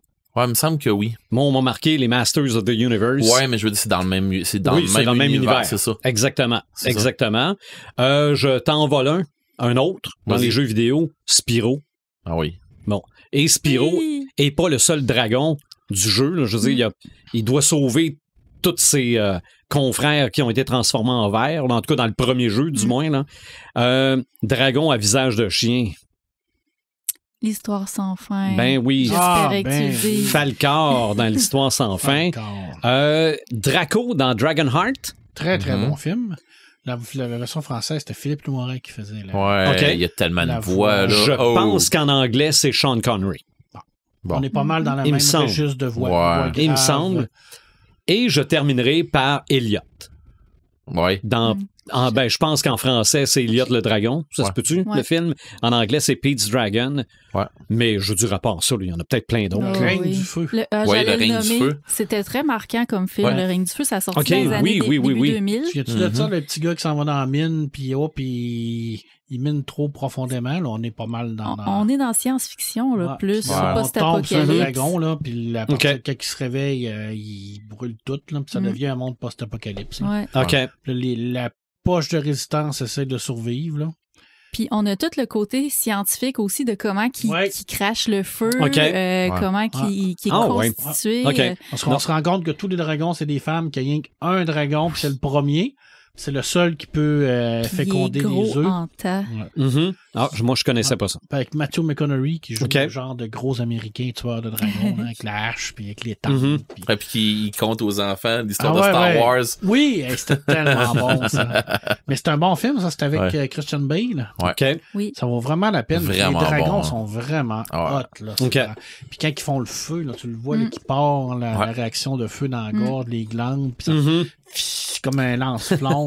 C'est ça, les glandes qui envoient le liquide inflammable. Puis, c'est vraiment un bon film. La fournaise qui start. Puis, Dans Excalibur, on voit le dragon. OK. Dans le film Excalibur. Je l'ai dit, là, c'est vraiment... C'est plus représentatif de la terre, la fumée, le fameux sort du dragon. Là, on va réveiller le dragon pour faire le fameux sort de polymorphe pour que Uther pour Uther Pendragon. Prenne la fille de force. C'est beau quand même, Excalibur. Hein? Ça commence sur un viol. C'est merveilleux. C'est ça pareil. Je l'avais pas noté, mais je sais qu'il y a un dessin animé aussi avec un dragon à 2 têtes. Je me rappelle pas du dragon à 2 têtes. Il est gris. Ça me dit quoi? Mais... Il y a aussi les films de Hayao Miyazaki dans Le Voyage de Chihiro. Oui. Est-ce que c'est Spirited Away en anglais? Spirited Away, OK, exactement. j'ai vu ça dans les listes aussi. Oui, il y a le garçon, en fait, qui est un dragon, qui représente encore une fois la rivière, puis qui se transforme. Fait que Chihiro va comme essayer de comprendre qu'est-ce qu'il est, puis qu'est-ce qui la lie à lui, parce qu'au final, la conclusion, c'est ça, est liée à ce dragon-là qui représente la rivière. Fait que oui, on le voit aussi. Très poétique. Très, très. Comme on a parlé de Donjons et Dragons dans le monde du jeu, il ne reste plus rien. Non, on passe au Samalume? Non. Ah, bon. Je suis convaincu que dans le monde de Red the Gamer, il reste des dragons de cachés quelque part. C'est sûr. C'est là qu'on va aller chercher à souper. Mais on va s'asseoir. Écoutez, j'ai pas pris de notes parce que je me suis dit, c'est pas vrai que je vais tomber dans les nomenclatures de jeux puis de listes à pu finir. Ça donne à rien. Ouais. Ça donne à rien. Dans beaucoup de jeux qui ont rapport avec du médiéval puis un peu de fantastique, on va tomber dans des dragons. D'ailleurs, Marc, tu me permettras d'ajouter dans les livres toute la gamme de Donjons Dragons de Dragonlance. Ouais. Ah oui. Tellement épique. Dragonlance, qui est un monde basé sur les dragons. Qui a été adapté aussi, je pense, en série ou en film. Série en dessin animé. Ouais, c'est ça. C'est ça. Puis qui a pas été, ça a pas été fou là, ça a très pas marqué. Ça avait son public. C'est ça, ouais. Puis c'est même pas un public niché là. Je veux dire, ça a pas. J'ai envie de dire, ça n'a pas bien vieilli. Non, ça n'a pas bien vieilli. Mais... Puis quelques années d'après, Lodos War est arrivé. On s'est fait comme. Ouais, c'est ça. Non, la culture japonaise est arrivée avec justement Lodos War. Avec après ça, il y avait pas Berserk qui est rentré, mais en tout cas, il y en a d'autres qui sont arrivés dans le même principe que ça. On a fait OK. Là, il y a eu une série de Donjons Dragons aussi, parce qu'il y avait quelqu'un qui avait un bouclier, quelqu'un qui avait un arc. Ça, c'était mauvais rare. Mais le dernier film, t'as correct. J'adorais ça. Le dernier film, il est tellement bon. C'est vraiment Dungeons and Dragons. Ouais, là, c'est vraiment ça. Les sorts, les noms, tout est là. Non, ça, vraiment, j'ai vraiment adoré. Mais oui, Dragonlance, c'est vrai, j'ai même pas pensé. C'est ça, Dragonlance qui a, je dirais, un de mes héros favoris là-dedans qui tourne mal, qui tombe dans Ravenloft. Après ça, qui est Lord Sut. C'est un chevalier incroyablement fort qui est allé rechercher son équipe au complet qui était mort, il est allé chercher en enfer. En tout cas, une histoire de fou. Puis lui, il s'est ramassé dans un autre monde où là, il devient un chevalier mauvais, mais c'est en partant, c'est un chevalier qui est dévoué, pas dévoué, mais tu sais, Lord Sut, là, c'était quelqu'un de très hot dans Dragonlance. Ceci dit, si je débarque de Dragonlance, parce que je veux dire, on va passer, je sais pas vraiment de temps là-dessus, dans Donjons et Dragons, si on y va avec on parle de technique depuis tantôt, ok? De la manière que ça marche là-dedans, c'est sûr qu'il y en a des dragons qui ont pas 4 pattes. On en a. Ils sont rares. Parce que la majorité, c'est des wyverns. Quand ils n'ont pas 4 pattes, puis quand ils ont, mettons, 2 pattes arrière avec des ailes, puis qu'ils peuvent se servir de... Quand ils peuvent se servir de leurs argots sur leurs ailes pour pouvoir s'appuyer dessus, on commence à parler de dragons, mais quand ils se tiennent comme une dinde, là, tu sais, là, c'est beaucoup plus une wyvern, puis quand ils sont caves, c'est une wyvern. Tu sais, je veux dire, on va le dire comme ça, là, je veux dire... On distingue selon l'intelligence. Un peu, ouais. Moi, quand j'ai monté aussi le monde dans lequel j'ai fait des grandeurs nature, les dragons ont eu une place prédominante dans l'histoire du jeu, mais j'en parlerai tantôt peut-être. L'histoire avec les dragons, quand on parle de technique, justement, on parlait, tu sais, il y a des aliments dans Donjons Dragons, bon, neutre, mauvais. Les dragons de gemme, qui sont pas mal plus neutres que toutes les autres.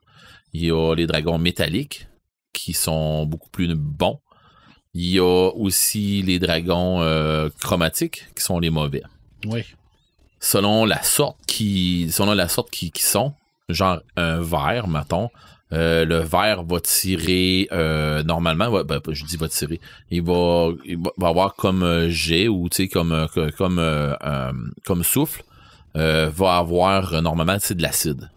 C'est de l'acide qui vont lancer. Les noirs aussi, je me trompe pas, mais les noirs ça va être comme un nuage. Vert, il me semble que vert c'est pas une poison, nuage. Ouais, c'est ça. Puis noir, c'est de l'acide. Ouais. C'est ça. Noir, c'est de l'acide. C'est ça. Ouais, ben mais c'est ça. Le vert, je pense que c'est comme un genre de gaz. Gaz dégueulasse. Ouais, c'est ça. Okay. De gaz de chlore, mais c'est ça. Mais on s'entend que si on rencontre un dragon, on s'en va. Ouais. Ils ont. Ben oui, puis non. Rouge. Ça dépend du niveau. Le rouge ou le or, ça dépend de quel côté que t'es. Le rouge ou le or vont cracher du feu. Le argent ou le blanc. Ça va être du froid. Ouais. Donc, un cône de froid. Ils peuvent te geler là. Ensuite de ça, si on s'en va, le bleu ou le, pas l'argent, mais t'as peu c'est lequel qui fait, les reins. C'est les reins, c'est ça, qui fait de l'électricité. Ouais. Ensuite de ça, le copper le copper et le noir font, de l'acide et ainsi de suite. Tu sais, ils ont tout de quoi de même. On arrive aussi, il y a des dragons métalliques de notre sorte, de d'autres types qui vont être des dragons mercure, des affaires comme ça, qu'on va y aller avec d'autres types qui vont, mettons, dragon de mercure qui va y être avec pas du feu, mais qui vont être capables de pouvoir faire une ligne de feu comme souffle, mais qui vont être immunisés à tout ce qui est éblouissement, puis aveugle, tu sais, des illusions, tout ce qui va être des trucs d'illusion, ils vont être immunisés à ça, puis ainsi de suite. Tu sais, il y a énormément de noms, tu sais, de trucs qui ont rapport avec les dragons. Il y a une game, entre autres, je vois mon maître de jeu qui vient de me demander « Pourquoi tu veux savoir ça? » Parce que j'ai posé la question pendant le podcast tantôt. « Hey, c'est vrai, c'est quoi le nom de la game qu'on joue dans ce temps-ci? » Parce qu'on joue une game qui a rapport avec des dragons. Okay. On joue des demi-dragons. Fait qu'on est des personnes qui ont été, qui sont nées d'une race et d'un dragon. Parce que les dragons, faut savoir que dans Donjons Dragons, ont le pouvoir de se métamorphoser. Ils prennent la forme qu'ils veulent. C'est ça, ils prennent la forme qu'ils veulent. Leur forme de base, bien entendu, c'est les dragons. Mais ils prennent la forme qu'ils veulent. Donc, à un moment donné, ils peuvent se transformer en nain, en elfe, en whatever quoi, et procréer, puis avoir des rejetons qui vont être demi-dragon, demi-X, autre chose. À partir de là, il y a aussi des cultures, des races que leur culture est vouée aux dragons. Je pense aux kobolds, mettons. Oui. Les kobolds qui sont purement des serviteurs de dragons. D'ailleurs, dans la game, je joue un kobold qui est demi-dragon d'argent. Fait que, tu sais, t'as un demi-dragon qui fait 2 pieds. À peu près. Mais bon. Tout ça pour dire que justement, je demandais à mon maître de jeu voir c'est quoi le nom de la game qu'on fait parce que je me souviens pas, j'ai un blanc. Puis on se ramasse justement contre Tiamat, tu sais, contre la religion de Tiamat, qui est Tiamat et le dragon, le mal du côté des dragons, qui est l'entité mauvaise, et Bahamut est l'entité bonne. Dans les dieux draconiques, on va dire. Puis Tiamat a 5 têtes. Une noire, une blanche, une rouge, une verte et une bleue. Puis dans le fond, leurs suivants sont violents. Là. Fait que là, on est en train justement de se battre contre ça, puis on avait de sauter d'un plan là-dedans. En tout cas, c'était une histoire, une très grosse game. Puis chaque tête lance un jet par rapport à... Ça sort. C'est fou, là. Mais là, on n'est pas rendu encore à Tiamat, là. On n'est pas là encore. J'ai pas le niveau. Non, on n'a pas le niveau. Clairement pas. Je suppose qu'on va s'en aller avec ça, mais clairement, si on était à ce niveau-là, je sais même pas combien de fois j'ai manqué mourir, puis qu'on a tous manqué mourir plusieurs fois. Fait que c'était violent, pas pire.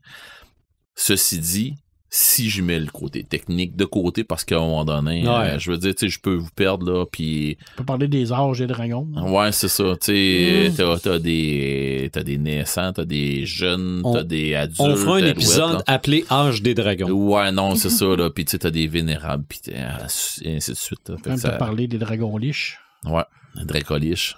Ça, tu te sauves à courant puis tu pleures. Oh, OK. Ouais, parce que dans le fond, dragon mort-vivant, genre. C'est ça, mais c'était... En plus d'être dragon mort-vivant, ben souvent, c'est qu'il a pris son âme puis il l'a séparé, un peu comme Voldemort. C'est le même principe que ça. Mais... tu pourras pas le tuer facile. Okay.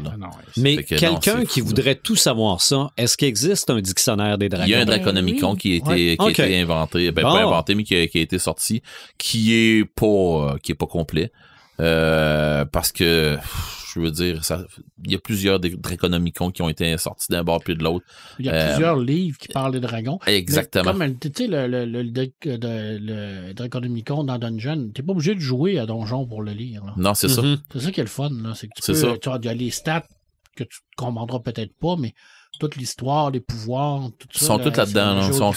C'est ça. C'est très expliqué. Puis l'écologie des dragons, mais je pense que justement, il y a un livre aussi qui s'appelle, je me trompe pas, l'écologie des dragons ou une affaire comme ça. Là. Le nom m'échappe, mais il y a un livre dans ce style-là. Il y a des livres sérieux, c'est-à-dire documentaires qui ont été faits aussi sur les dragons. Là. Ouais. Mais quelqu'un qui veut tout savoir. Pas de jeu, là, je veux dire. OK. Ouais, c'est ça. Puis tu sais, mettons, là, quelqu'un qui veut tout savoir, c'est sûr que le Draconomicon de Donjon Dragon, ça fait la job. OK, on s'entend.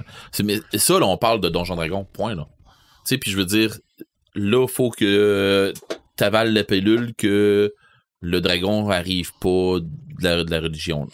Okay. Non, on n'est plus là. Non, c'est ça, exactement. Tu sais, je veux dire...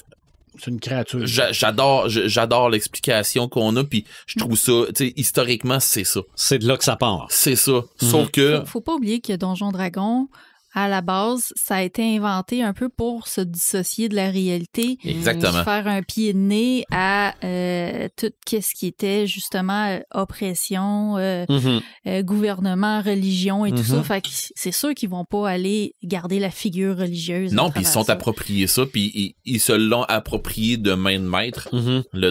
Puis ils l'ont incorporé à leur nom. Est-ce qu'on s'entend? Okay.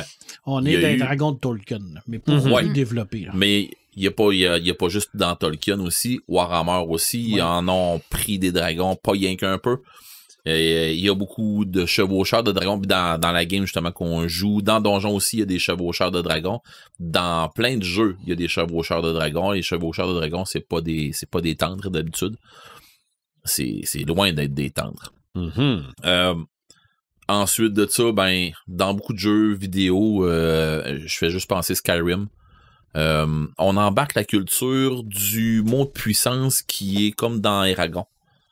Ou c'est quoi j'en ai un mot là qui pour le feu, ou je pense, ou lancer comme un dart là, comme une flèche là. Fini par gueuse, quelque chose comme ça, mais bon, je me souviens pas du nom.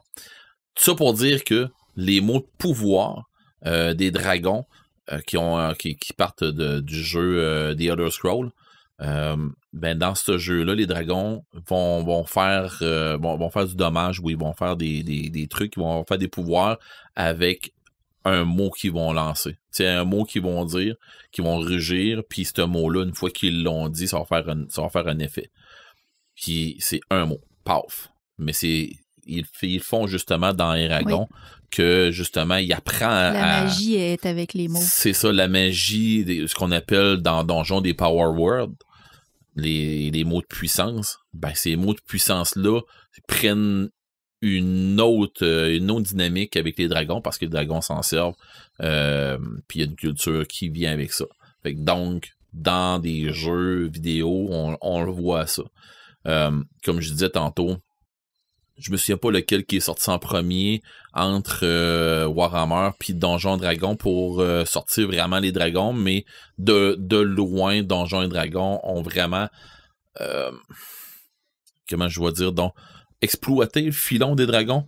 Ils ont vraiment exploité, mais qu'ils l'ont popularisé, ouais. qu'ils l'ont alimenté, qui en ont fait quelque chose de très complet, plutôt que de quoi de plus vague, un peu comme Tolkien, exact. Un peu comme Warhammer, ouais. Qui ont laissé ça vague à l'interprétation du lecteur, à l'interprétation du joueur, à l'interprétation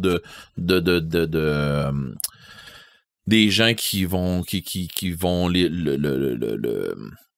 s'en servir dans le fond pour des scénarios puis des affaires comme ça. Fait que tu sais, c'est bien, je trouve ça bien, mais à quelque part ça dépend où ce que c'est que tu vas aller avec ton jeu. Mm-hmm. Ça dépend qu'est-ce que tu veux laisser à tes lecteurs, qu'est-ce que tu veux laisser. Tu sais, Donjons Dragons, comme on disait tantôt, on tombe dans le technique, mais c'est parce qu'il y en a du technique. Ouais.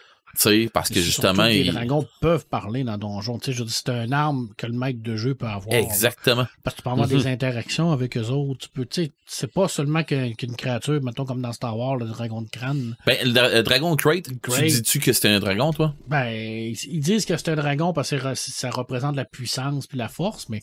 Je pense que oui. Pour dans Donjon, peut-être pas, mais comme dans oui, Donjon, non. Je veux dire, ça parle pas, c'est pas intelligent, ce n'est qu'une créature.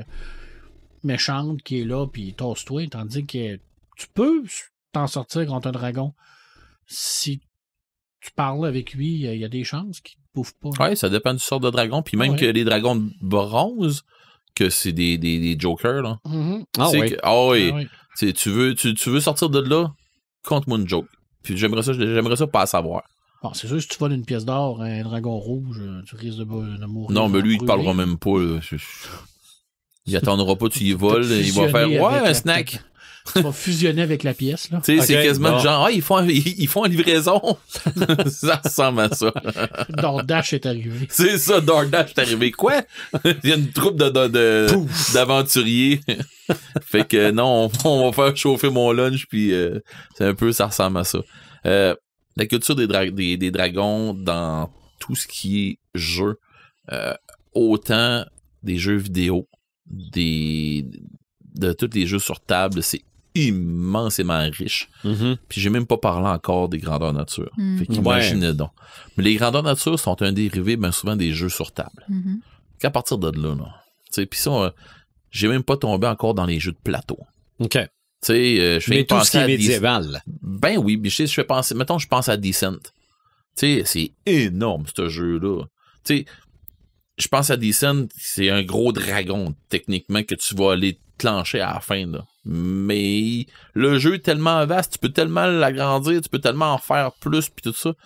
Tu sais, je viens de nommer celui-là. Comment est-ce qu'il y en a d'autres, tu sais, que c'est ça? Tu sais, je parle même pas de HeroQuest. Dans HeroQuest, c'est d'autres choses qui vont, mais HeroQuest va plus vers la culture de Warhammer. Donc, on n'est pas garoché vers les dragons, on sera plus vers les démons dans HeroQuest.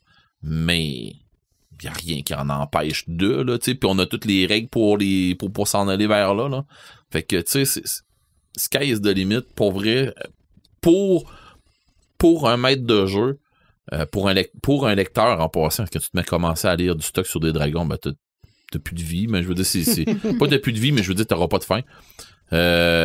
Autant dans le BD que dans n'importe quel média, tu vas en avoir pour les fins et les fous. Puis quand on va arriver quand t'es maître de jeu, je veux dire, si tu tombes dans les dragons puis tu connais le moindrement ça, t'es capable de te sortir de ça, t'es capable de t'en servir comme pas comme d'une culture, mais comme d'un vecteur qui va amener ta game ailleurs, là. Mm-hmm. Tu peux t'en servir comme ça, puis tu peux aussi t'en servir comme tantôt il disait là, que c'est pas un dragon techniquement que tu vas aller battre, mais c'est quelqu'un qui a un titre de dragon. Oui, okay. Oui, parce que avoir le titre de dragon, ça représente quoi? Ça représente d'avoir la puissance. Ça dépend dans quel jeu. Mm-hmm. Mais d'habitude, un titre de dragon. On en a un être vivant qui se faisait appeler le petit dragon. Tu sais c'est qui? Pas du tout. Mm-hmm. Le petit dragon. un expert en art martial, très rapide, très puissant. Bruce Lee. Bruce Lee, ça faisait appeler le petit dragon. Pourquoi? Parce qu'il était représentatif de la puissance du dragon asiatique, la rapidité, la force, la persévérance. Je veux dire, oui, Red, là, elle le dit, des fois, t'es pas obligé de te battre contre un dragon, tu peux te battre contre quelqu'un qui est un dragon. Il y avait Vlad Tepes aussi qui était surnommé le dragon. Oui, exactement. Dracula vient de dragon. Exactement, parce qu'il était là, il faisait partie de l'ordre du dragon, puis il était considéré. C'est vrai, Vlad Tepes. Je vais pas jurer, mais j'ai déjà entendu dans l'œuvre de Lovecraft, j'ai déjà entendu parler de. Il me semble que j'ai entendu ça à quelque part. Qu'il qualifie Cthulhu de dragon. Ça peut être ça. Ou je me trompe un peu avec... Il y a beaucoup de créatures ailées qui sont représentatives des dragons. Mais confond pas dragon puis dagon. Non, c'est pas pareil. Mais... ça reste que c'est une créature quand même qui est représentative d'une... Mais je pense que c'est dans les dossiers Cthulhu.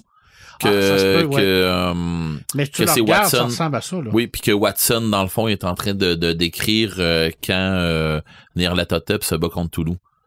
La première fois que tu le vois, Cthulhu, la première et la dernière fois que tu le vois, ça peut être représentatif de en tout cas, tu le vois. C'est un grand tête ailé. Oui, ça a des... Possible que Lovecraft quand même pris des références au niveau de ces légendes-là pour créer ces créatures. Il y a beaucoup de créatures ailées. Peut-être que Cthulhu crache le feu, mais que les gens qui l'ont vu n'ont pas vécu assez longtemps pour le savoir. Cthulhu provoque la folie. Ah, OK. C'est d'autres choses. Ouais. Cthulhu aussi, c'est Dordache, là, quelqu'un te voit, là. Ouais, c'est ça, Dordache. Ils font la livraison. Écoute, c'est ça. Je pourrais passer des heures et des heures et des heures à vous garrocher du stock ces dragons. Puis j'ai même pas nommé de dragon. Tu sais, mettons qu'on parlait tantôt voyons, je dirais pas de Dragonlance. J'aurais pu parler de Yuma. J'aurais pu me garrocher. Mais ça ne donne à rien là. C'est vrai que c'est une très, très belle série. Ouais. En plus, il y a un setting de Dungeons & Dragons. Dragonlance, où tu peux jouer à l'intérieur de ce monde-là. Exactement. Comment il s'appelait le magicien, là, le méchant? C'était le frère de Cameron, là. Ariste, c'est quoi, je m'en souviens plus. Mais il était. J'aimerais tellement vous aider. Un peu, là, parce qu'il y avait comme une santé défaillante, mais il était puissant. Il y avait. Raslin. Ouais. Il me semble que c'est ça. En tout cas. Bref, c'est plein de personnages intéressants dans moi, je suis beaucoup plus Planescape. Oui. Moi, ça, c'est mon monde à moi. Mais c'est ça. Il y en a tellement dans Dungeon, le Birthright. C'est sûr que la journée où on va jaser d'inversion temporelle, moi, je m'en vais dans Planescape. Moi, je m'en vais dans Planescape. Mais bon, ah oui. Ah non, je vous dis qu'il y a quelque chose à faire avec. OK. On revient ces dragons. Fait que c'est ça. Tu sais, je veux dire, je me lancerai pas dans du pointu dans les dragons parce que sans ça, je finirai pas. Tu peux même jouer des dragons. Ben oui. On l'a fait. Il y a les règles pour le faire. Puis ainsi de suite. Tu sais, pour maintenant qu'on parle de Donjon Dragon, il y a les règles. Si notre but était de montrer que ce monde-là existe. Ou qu'il est vaste. Qu'il est vaste. Et que les possibilités de s'informer sont là. On a juste gratté le dessus de l'iceberg. Moi, je pense que notre job est fait. Yes. Exact. Donc oui, les dragons, c'est un gros iceberg. Mais honnête, là, t'as-tu vu, on a commencé le podcast... Sérieux, Imaginatrix, ça nous a emmené à quelque part. J'adore vraiment parce que elle est partie d'un côté, puis je te l'ai fini de l'autre, différent. Totalement. On a gratté le dessus, chacun à notre tour. Les mythes et légendes, les dragons, ils vont en avoir encore dans 10, 15, 20, 100 non, c'est sûr. Exactement. C'est sûr. Puis c'est des créatures légendaires. Puis tu sais, les médias dans lesquels on est entouré, le média de l'écriture, l'imagination, des dragons vont tout le temps faire partie. C'est fascinant. Ah non, c'est sûr. Il y a tellement de symbolique en arrière de ça que ça peut être exploité et réexploité à toutes les sauces. C'est comme un diamant brut. Là, je veux dire, n'importe quel auteur ou autrice peut prendre le dragon et le mettre à sa botte. Là. Tu parles de diamant brut. Si je peux terminer sur un fun fact. Ben oui, ça. pourquoi pas. Tu parlais vas-y. de dragon de gemmes aussi. Dans les vestiges qu'on a retrouvés d'animaux qui ont fait croire aux humains que c'était des vestiges de dragons, il y avait des crânes qui avaient cristallisé. En fait, quand que les trucs fossilisent, ça se peut que ça forme des cristaux aussi à l'intérieur. Okay. Fait qu'on aurait trouvé des crânes d'un ancêtre de la girafe qui aurait cristallisé à l'intérieur, et de là vient les mythes que les cristaux pourraient être associés au dragon. OK. Donc, contrairement à Wolverine qui est en adamantium, les dragons sont en cristal. Ils peuvent être liés aux cristaux. C'est pas... me semble, ça n'a pas l'air solide, là, mais... malgré que du cristal, ça peut être solide. C'est tout d'un morceau. Du quartz. Ouais, peut-être. Les crânes de cristal sont très solides. Mm-hmm. Ça, c'est des extraterrestres. Oui, là, on est dans Indiana Jones. C'est ça, ben oui, absolument. On pense à nos Samalumes Imaginatrix. Samalumes, ben moi, je vous en fais un quand même assez court. Je vous en ai un petit peu parlé en pré-show. C'est le roman que j'ai lu de Michel Laframboise qui s'appelle L'écologie d'Odie, qui est un manvat.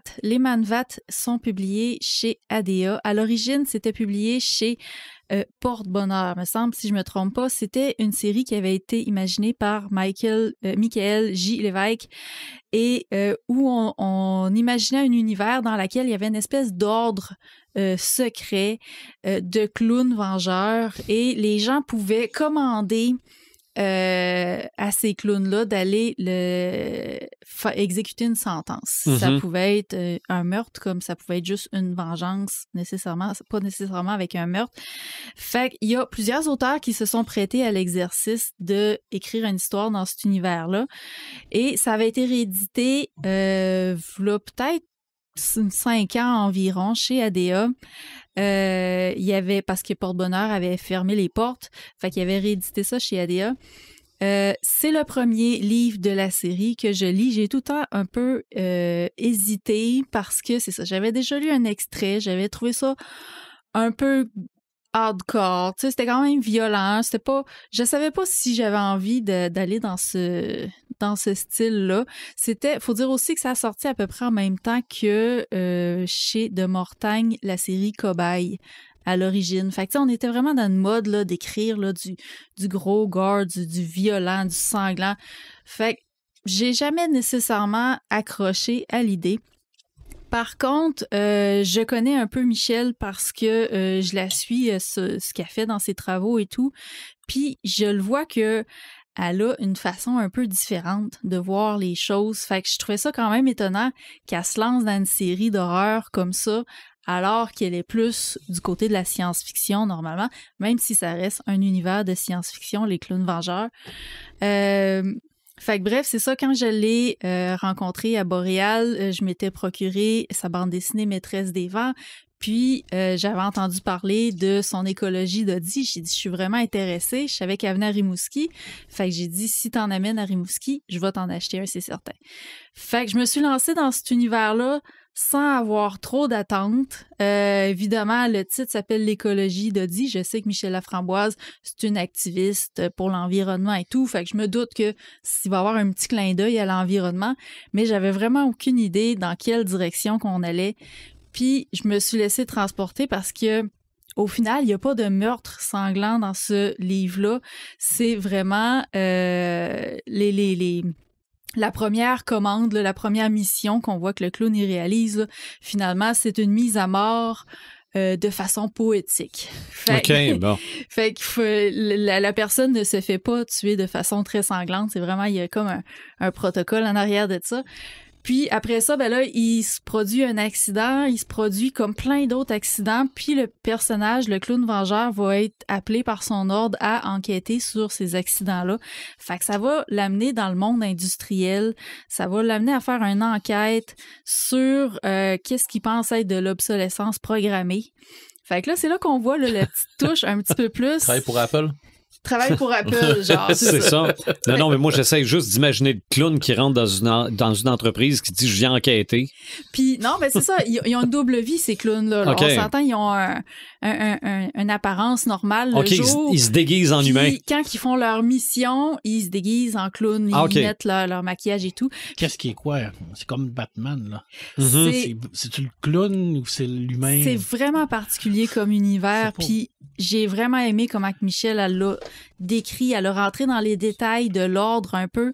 Ils ont comme une espèce de monastère. Il y a toute une question de religion aussi en arrière de ça. Il y a une espèce de monastère où il entraîne les jeunes enfants à devenir des clowns vengeurs. Ceux qui ne passent pas les tests, ben ils vont comme être au service. C'est n'importe quoi. Des autres. Non, ça a l'air n'importe quoi, mais c'est tellement bien construit. C'est pas péjoratif ce que je veux dire, mais mais oui, quand tu parles là-dedans.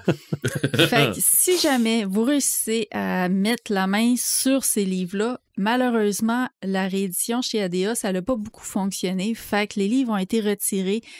On en retrouve encore quelques-uns présentement disponibles sur les libraires. Garochez-vous si vous avez la chance. Sinon, c'est vraiment en contactant les auteurs directs parce que des fois, il leur reste des petites réserves. Fait que, mais bref, moi, celui de Michel Laframboise m'a vraiment surpris. Ça m'a donné envie de découvrir les autres, même si je sais que ça risque d'être très différent de ce qu'elle a fait. Fait que bref, c'était ça mon ça m'allume des dernières semaines. Vous autres qui n'aiment pas les clowns. Vous autres qui n'aimez pas... Pour vrai, là, ça va changer votre vision. Probablement. on va dans un ailleurs. Ça va changer votre vision. Moi, je pense, Joël, que tu devrais abandonner ce combat-là. D'essayer de convaincre Marc puis Red de lire des livres de clowns. Là. On peut-tu envoyer des clowns vengeurs, c'est détruire eux autres mêmes? Se venger entre eux autres. L'autre, là. Ça m'allume, Paperman. Moi, j'en ai rien qu'un, puis je vais le donner à notre ami Jonathan Reynolds, parce que je suis en train de lire son recueil de nouvelles au Six Brumes, qui est Centre d'Instone. J'avais beaucoup aimé Abîme, mais on était dans un monde que je connaissais moins. Là, on est plus dans un monde que je connais plus. C'est un recueil de nouvelles, puis à date, je peux rien que vous dire que c'est très, très, mais très bon. Ça a gagné le prix. Instone, là, ça sonne Innsmouth. Oui, ben, tout à fait. Ça n'en est pas caché. C'est sa ville à lui qui a créé. Qui est une amalgame de plusieurs. Ses premières histoires étaient très inspirées de Lovecraft. Fait que, tu sais, ça a comme un peu découlé de Innsmouth, justement. Ouais. Il a créé Instone, puis les dans autres la veine, villes c'est dans la veine de Abîme? Je te dirais que c'est dans la veine de Lovecraft. C'est dans la veine de Lovecraft. C'est okay, clairement Lovecraftien, là.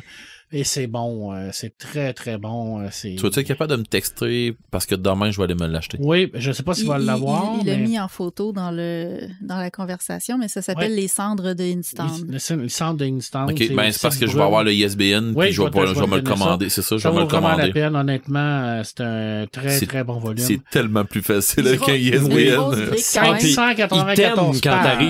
Quand t'arrives au comptoir avec le ISBN, ils sont tellement contents. C'est quand même une brique de 600 pages. OK. Ça contient... c'est des nouvelles. Ça contient plusieurs nouvelles et un roman. Il y a le roman Nocturne qui se retrouve là-dedans. Mais c'est des nouvelles. Fait que, je veux dire, c'est l'avantage des nouvelles, c'est que t'en lis une, tu peux en lire un autre. C'est pas comme un roman. J'ai une pile of shame. Là, ça vaut vraiment, vraiment la peine. En tout cas, à date, là, je trouvais qu'il trouvait très bien dans Abîme, mais là, c'est plus dans mon genre. Ouais. On part de vraiment ses débuts en tant qu'auteur, là. C'est à un autre niveau que Abîme. Abîme, il est rendu comme quand même beaucoup plus travaillé. Puis là, on part vraiment de ses débuts d'auteur, puis on évolue à travers son univers qui est le monde de Instone. En tout cas, moi, j'adore ça. Honnêtement, c'est un gros coup de cœur. C'est sûr que ça va me prendre une couple de mois à lire. Mais quand on même, déguste. Ben, les vacances de Noël arrivent bientôt. C'est parfait pour c'est vrai. Check bien. Voilà. Check bien ça. Moi, je vais le mettre dans ma liste de cadeaux à mes filles. Vous voulez me faire un cadeau? Achetez-moi ça. Voilà. Okay. Ben, voilà le ISBN, je vous le laisse dans même au cas où. Puis si rendu au fait, je l'ai pas eu, je me le commanderai. Mais je pense qu'avec ces deux prix à Boréal, avec Abîme et avec ce livre-là, il est en train de se placer comme un incontournable. Ça me fera un autre livre. Ça me fera un autre livre à aller faire signer. Honnêtement, là, on parle souvent de Patrick Sénégal, qui est le grand maître de l'horreur, Ariane également, mais je pense que Jonathan commence à prendre une place. Mais Jonathan, il est en train de prendre une place qui est pas dans l'horreur. Non, mais on va dire dans la littérature de l'imaginaire. Obscur. Ouais. Il est vraiment très, très bon. En plus, c'est quelqu'un de très sympathique. Alors. Ah, mon Dieu, oui. Puis c'est un auteur québécois. J'aime ça. Vraiment, vraiment sympathique. Ça vaut la peine. C'est vraiment un beau bouquin. Je suis content de l'avoir acheté pour la bibliothèque parce qu'on aime ça encourager les auteurs québécois. Puis c'est une belle maison d'édition. D'ailleurs, la couverture est superbe. Puis c'est bon. Cool. Ça a beaucoup de temps de lecture. J'aime ça. Ben moi, un petit ça m'allume de rien, mais quand même quelque chose de gros pour ce qui est de la BD en général, puis du Québec en particulier. C'est le retour de la gaffe. Oui, ben tu n'avais parlé, hein? Ben, tu l'attendais, hein? On en parlait. On en a parlé beaucoup. Et je voyais, jeudi ou mercredi, un article là-dessus. Je me suis dit, mon Dieu, c'est aujourd'hui que ça sort. Je passe devant une librairie, j'entre, je la vois, donc je l'ai acheté. Si on m'avait posé la question hier, parce que je ne l'ai pas toute lue, j'ai regardé quelques pages, j'aurais dit, j'ai souri. Mais je connais Gaston Lagaffe. Je le sais que j'ai probablement déjà lu quelques pages, pis ça. Mais de là à lire la BD, là, je me suis dit, oui, j'ai souri, c'était pas pour me claquer sur la cuisse. Puis tantôt, je la remonte à Marc, puis je regarde les pages que j'ai lues, et au lieu de les lire, je les ai regardées. Parce que là, probablement que je m'étais contenté juste des textes, là. Mais quand tu regardes les dessins, puis que tu vois Gaston passer à travers la barrière sur le bord de la rue parce que son véhicule est allé d'une rapidité extraordinaire, puis il se retrouve dans le fleuve, là. Là, j'ai trouvé ça drôle. Là, j'ai vraiment trouvé ça drôle. T'as embarqué. Déjà, juste la page couverture où il entre et il fracasse la porte dans le visage. Avec son kit de chimiste. C'est ça. Je ne sais pas si c'est son patron ou c'est... Un collègue. Bon.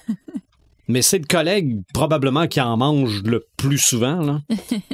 Et paf! Il n'y a pas de mots qui se disent là. On voit même... Le bruit n'est même pas écrit. T'as pas besoin de l'écrire. Non, tu le vois. Tu le vois. Tu le vois. Donc, c'est ça. Puis en plus, dans un post sur Facebook que j'ai vu, on avait un présentoir de la BD, avec toutes les BD dedans, là, avec le retour de la gaffe, avec le drapeau du Québec de coller sur le présentoir, parce que c'est maintenant un produit québécois. Ouais. Tout à fait. Une grande fierté. Oui. Que ce soit un auteur québécois qui représente. Moi, je vous en parlais vendredi dernier aussi. On a vu passer Gaston Lagaffe à Zone Économie à RDI. Quand même, tu sais, parce que c'est tellement important comme lancement. Puis ils en ont même parlé 2 fois plutôt qu'une. Fait que c'est juste wow qu'on parle de bande dessinée dans une émission d'économie grâce à ça. Là. C'est ça. Et personnellement, je ne l'aurais pas su que c'est de l'AF que je ne l'aurais pas remarqué. Non, c'est bluffant. Là. C'est un album de Gaston Lagaffe. Le seul truc, comme je te disais tout à l'heure, c'est au niveau des textes. C'est plus verbeux que Franquin. Il y a plus de textes chez Delaf que chez Franquin, mais au niveau du dessin, là, c'est bluffant. Au niveau du mouvement, au niveau de la façon c'est ça. Des expressions. Des expressions, tout ça. C'est carrément ça, là. Donc, c'est mon ça m'allume. Et c'est québécois. J'en reviens pas que ce soit un Québécois qui... C'est une grande fierté. Il faut être fier de ça. Tu sais, quand on a un Québécois qui gagne la Coupe Grey, on est fier. Il faut être fier de nos Québécois quand ils font les gros coups. Oui, c'est vrai. Absolument. Ouais, ça, c'est un gros coup. Bravo à Delaf. On vient de faire 3 ça m'allume avec la littérature québécoise. Yes. Ouais. Éric? T'as de la pression. Bon, ça y est. Il y a quelqu'un qu'on n'avait pas parlé? Ah! Écoute, j'ai tellement hâte là, de lire de tomber dans mon prochain audiobook. C'est Luxe de Maxime Chatham. J'ai tellement hâte, là. J'ai même pas, pour vrai, là, je me suis gardé tout au complet inconnu. J'ai pas d'attente. Rien. Pas de synopsis non plus. plus. Pas de synopsis, je sais rien. Je veux rien savoir. Tu sais, je suis fan déjà sur la page de M. Chatham. J'ai vu souvent les posts, tout ça. Quand je vois un post qui a rapport à Luxe, Je lis pas, je regarde pas, je veux rien savoir. Okay. Je n'ai pas entendu parler et c'est correct comme ça. Ben, moi, je pense que ça fait longtemps que j'ai pas senti ça. Tu veux dire? D'attendre quelque chose puis pas savoir c'est quoi. Et c'est même pas que je l'attendais. OK. Je l'ai eu, c'est un cadeau. Ben, je veux dire, c'est moi, je me suis payé, là, mais je veux dire, oui, ben. mais je veux dire, venant de M. Chatham, pour moi, c'est comme un cadeau. Le v'là, tiens, c'est mon nouveau. Good. OK. Tu sais, je pas comme si j'étais un fan, mettons, je le connais un peu. Non, c'est ça. Je sais pas ce que. En tout cas, t'en as entendu parler entre les branches. Je sais pas, ça a l'air de la science-fiction, pas certain. OK. On a bien hâte de voir, là. OK, mais c'est pas de l'horreur. Je sais pas c'est quoi. OK, tu le sais pas. Non, c'est correct. OK, c'est beau. Mais ça, c'est le meilleur moyen d'avoir des belles surprises. Ben, c'est ce que je m'attends. Mais tu sais, écoute, quand j'ai lu Le Signal, je savais pas du tout ce que je m'en allais. Et tu sais quoi? J'ai fait wow! C'est donc ben hot.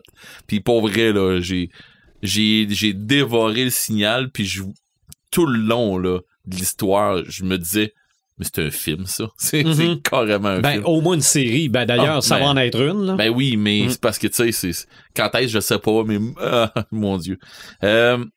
Ceci dit, l'Iris Blanc, il n'y a pas des Québécois qui ont travaillé sur l'Iris Blanc, là? Sur le Astérix, je pense pas. Non. Ben, je sais pas. J'essaie d'aller dans le Québécois, là, parce que... OK. Bon. Je l'ai adoré. Tu sais, j'ai pas fini de le lire, mais je trippe. C'est vraiment le fun. Puis pour vrai, on y va sur un autre côté. C'est, dans le fond, c'est quelqu'un qui a décidé de virer ça autrement pour les armées de Jules César. C'est pourquoi qu'on essaierait de les confronter. On va arrêter de lui taper sa gueule. On va les complimenter à la place, puis on va y aller avec du positif, tout ça. Oh mon Dieu. C'est les grands gourous de la pensée positive. Oh. Renforcement positif. Oh mon Dieu. Puis. Comment Obélix se faire. Là, je suis rendu dans le bout où c'est qu'il est après réussir.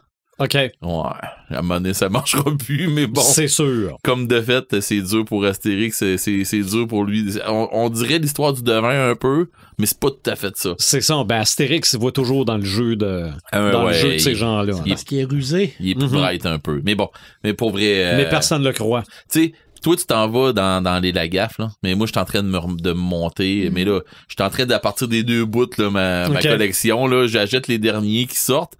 Puis j'achète les premiers tranquillement pas vite pour me refaire ma collection. Fait que ma collection, tranquillement pas vite, elle s'en va vers le milieu. Ben, j'ai une suggestion à te faire. Vas-y. On va mettre à l'encan l'œuvre originale de la page couverture d'Astérix et Cléopâtre. Ouais. Tu pourrais t'acheter ça? 500 000 bedous. Oh. Je pense que non, moi. OK.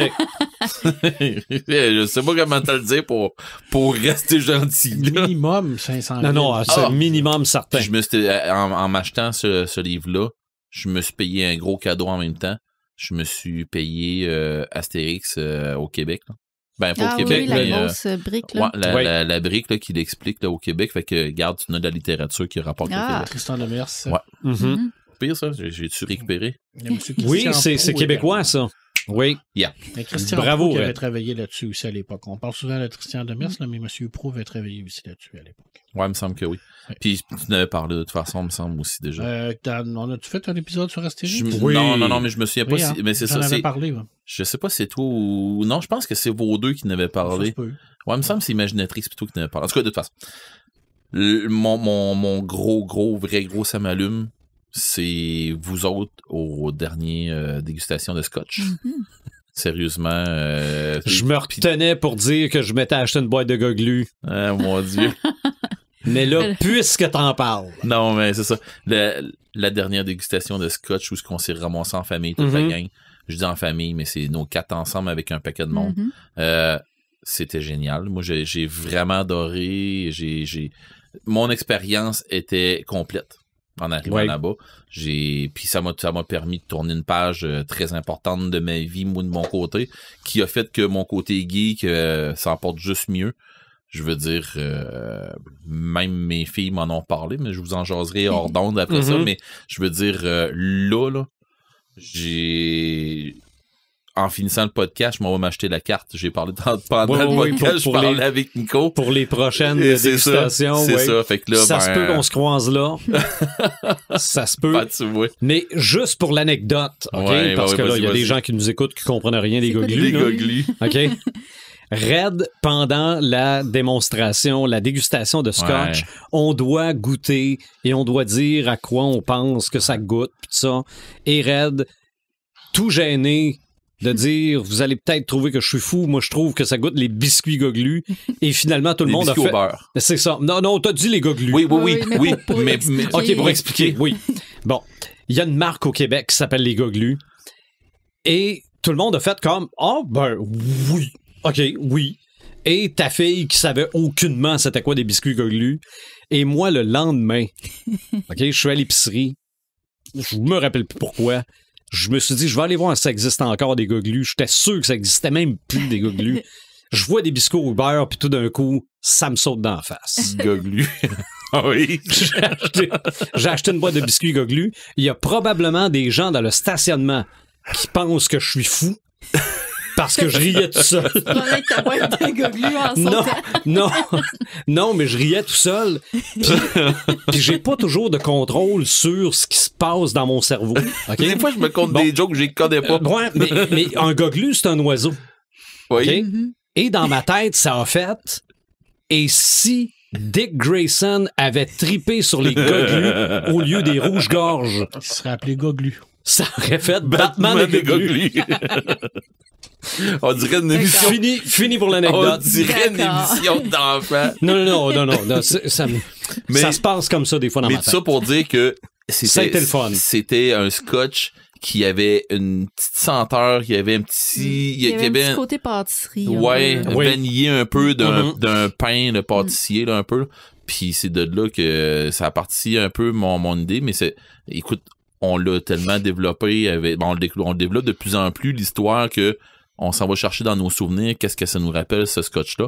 Puis, c'est ça, c'était une histoire avec les biscuits de ma grand-mère, tout ça. Pour ceux qui se demandent c'est quoi un whisky qui goûte sans les goglus, c'était le hardcore de Albert Messang. Ardbeg, le hardcore. Fait que si jamais il y en a qui se demandent c'est quoi des goglus, vous pouvez essayer de trouver cette bouteille-là. Hardcore sans H, là. Hardcore. Oui, c'est vrai. Puis, non, c'est ça. Puis, j'avais cette idée-là. Puis, finalement, tout le monde cherchait qu'est-ce que ça sentait, qu'est-ce que ça goûtait. Puis, quand j'ai sorti ça, le monde a fait ben oui. Biscuit au beurre. Biscuit au beurre. Puis, Marc était assis à côté de moi, puis que je le voyais, il faisait ah oui. Marc, à un moment donné, qui me dit je suis capable de rien sortir d'autre que ça. Mais Marc, ce soir-là, avait un goût de pâtisserie. Oui, je pense que oui. Mais bon. Donc, ça fait le tour de notre podcast d'aujourd'hui qu'on a réussi à contenir pas pire. Un gros podcast. Je l'ai dit que j'allais être concis. On est pas pire. On n'est pas pire. Est-ce qu'on a une idée du prochain? On s'en va vers les fêtes.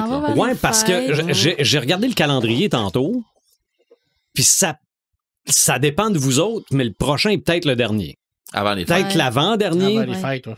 Parce que sinon, ça serait le 22 le dernier. Ouais. Ouais, là, non. C'est tête, hein? Ouais, ben moi, ça me dérange pas. Mais moi, c'est un vendredi. Moi, je serai pas là le 22. OK. Ouais, moi aussi, ça se peut chez OK. Ben, on se fait-tu un podcast des fêtes? Ouais. Ou ça sera... Ou on le fait-tu genre le vendredi avant? On se passe-tu 2 semaines? Ah. OK. Ouais, au lieu d'être le 8, on se garde ça le 15. Écoute, pour ceux qui nous écoutent en différé, on est présentement le 24 novembre. 24. Donc, au lieu d'être le 8 décembre, ça pourrait être le 15. Fou. Oui, c'est vrai. On aurait dû faire un podcast là-dessus. Ou le vendredi vert.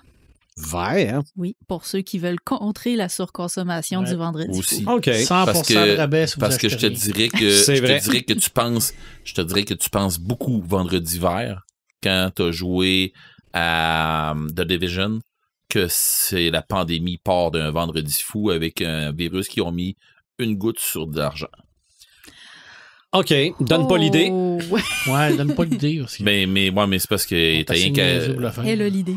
Mais elle a l'idée, elle est déjà partie.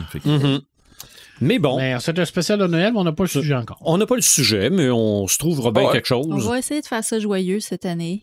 Oui, c'est vrai. L'année passée, c'était les Grinch. Ouais, l'année passée, c'était méchant Noël. Ouais. Okay. Oui, c'est vrai que c'était méchant Noël l'année passée. Ça, c'est lutin, si tu veux. Oh. Ouais, mais on a fait les elfes il n'y a pas longtemps. C'est vrai. Ouais, c'est vrai. On va vous trouver de quoi. Ah, c'est sûr. C'est sûr, on vous passera pas un sapin. OK, on fait ça sur le sapin. Écoutez-nous sur nos différentes plateformes de streaming. Suivez-nous. Hey, on fait ça, c'est joke de mon oncle pendant le temps des fêtes. Joke de pète. Non, OK. On vous fera pas ça. Ça, c'est à cause du scotch que Red a amené avant le podcast. Ah, t'es tellement une victime là. Oui, absolument. Donc, écoutez-nous par nos plateformes de streaming, notre page Facebook, on est admissible, on est facilement accessible, notre site Internet, on est sur YouTube aussi. On va se retrouver à l'épisode 171.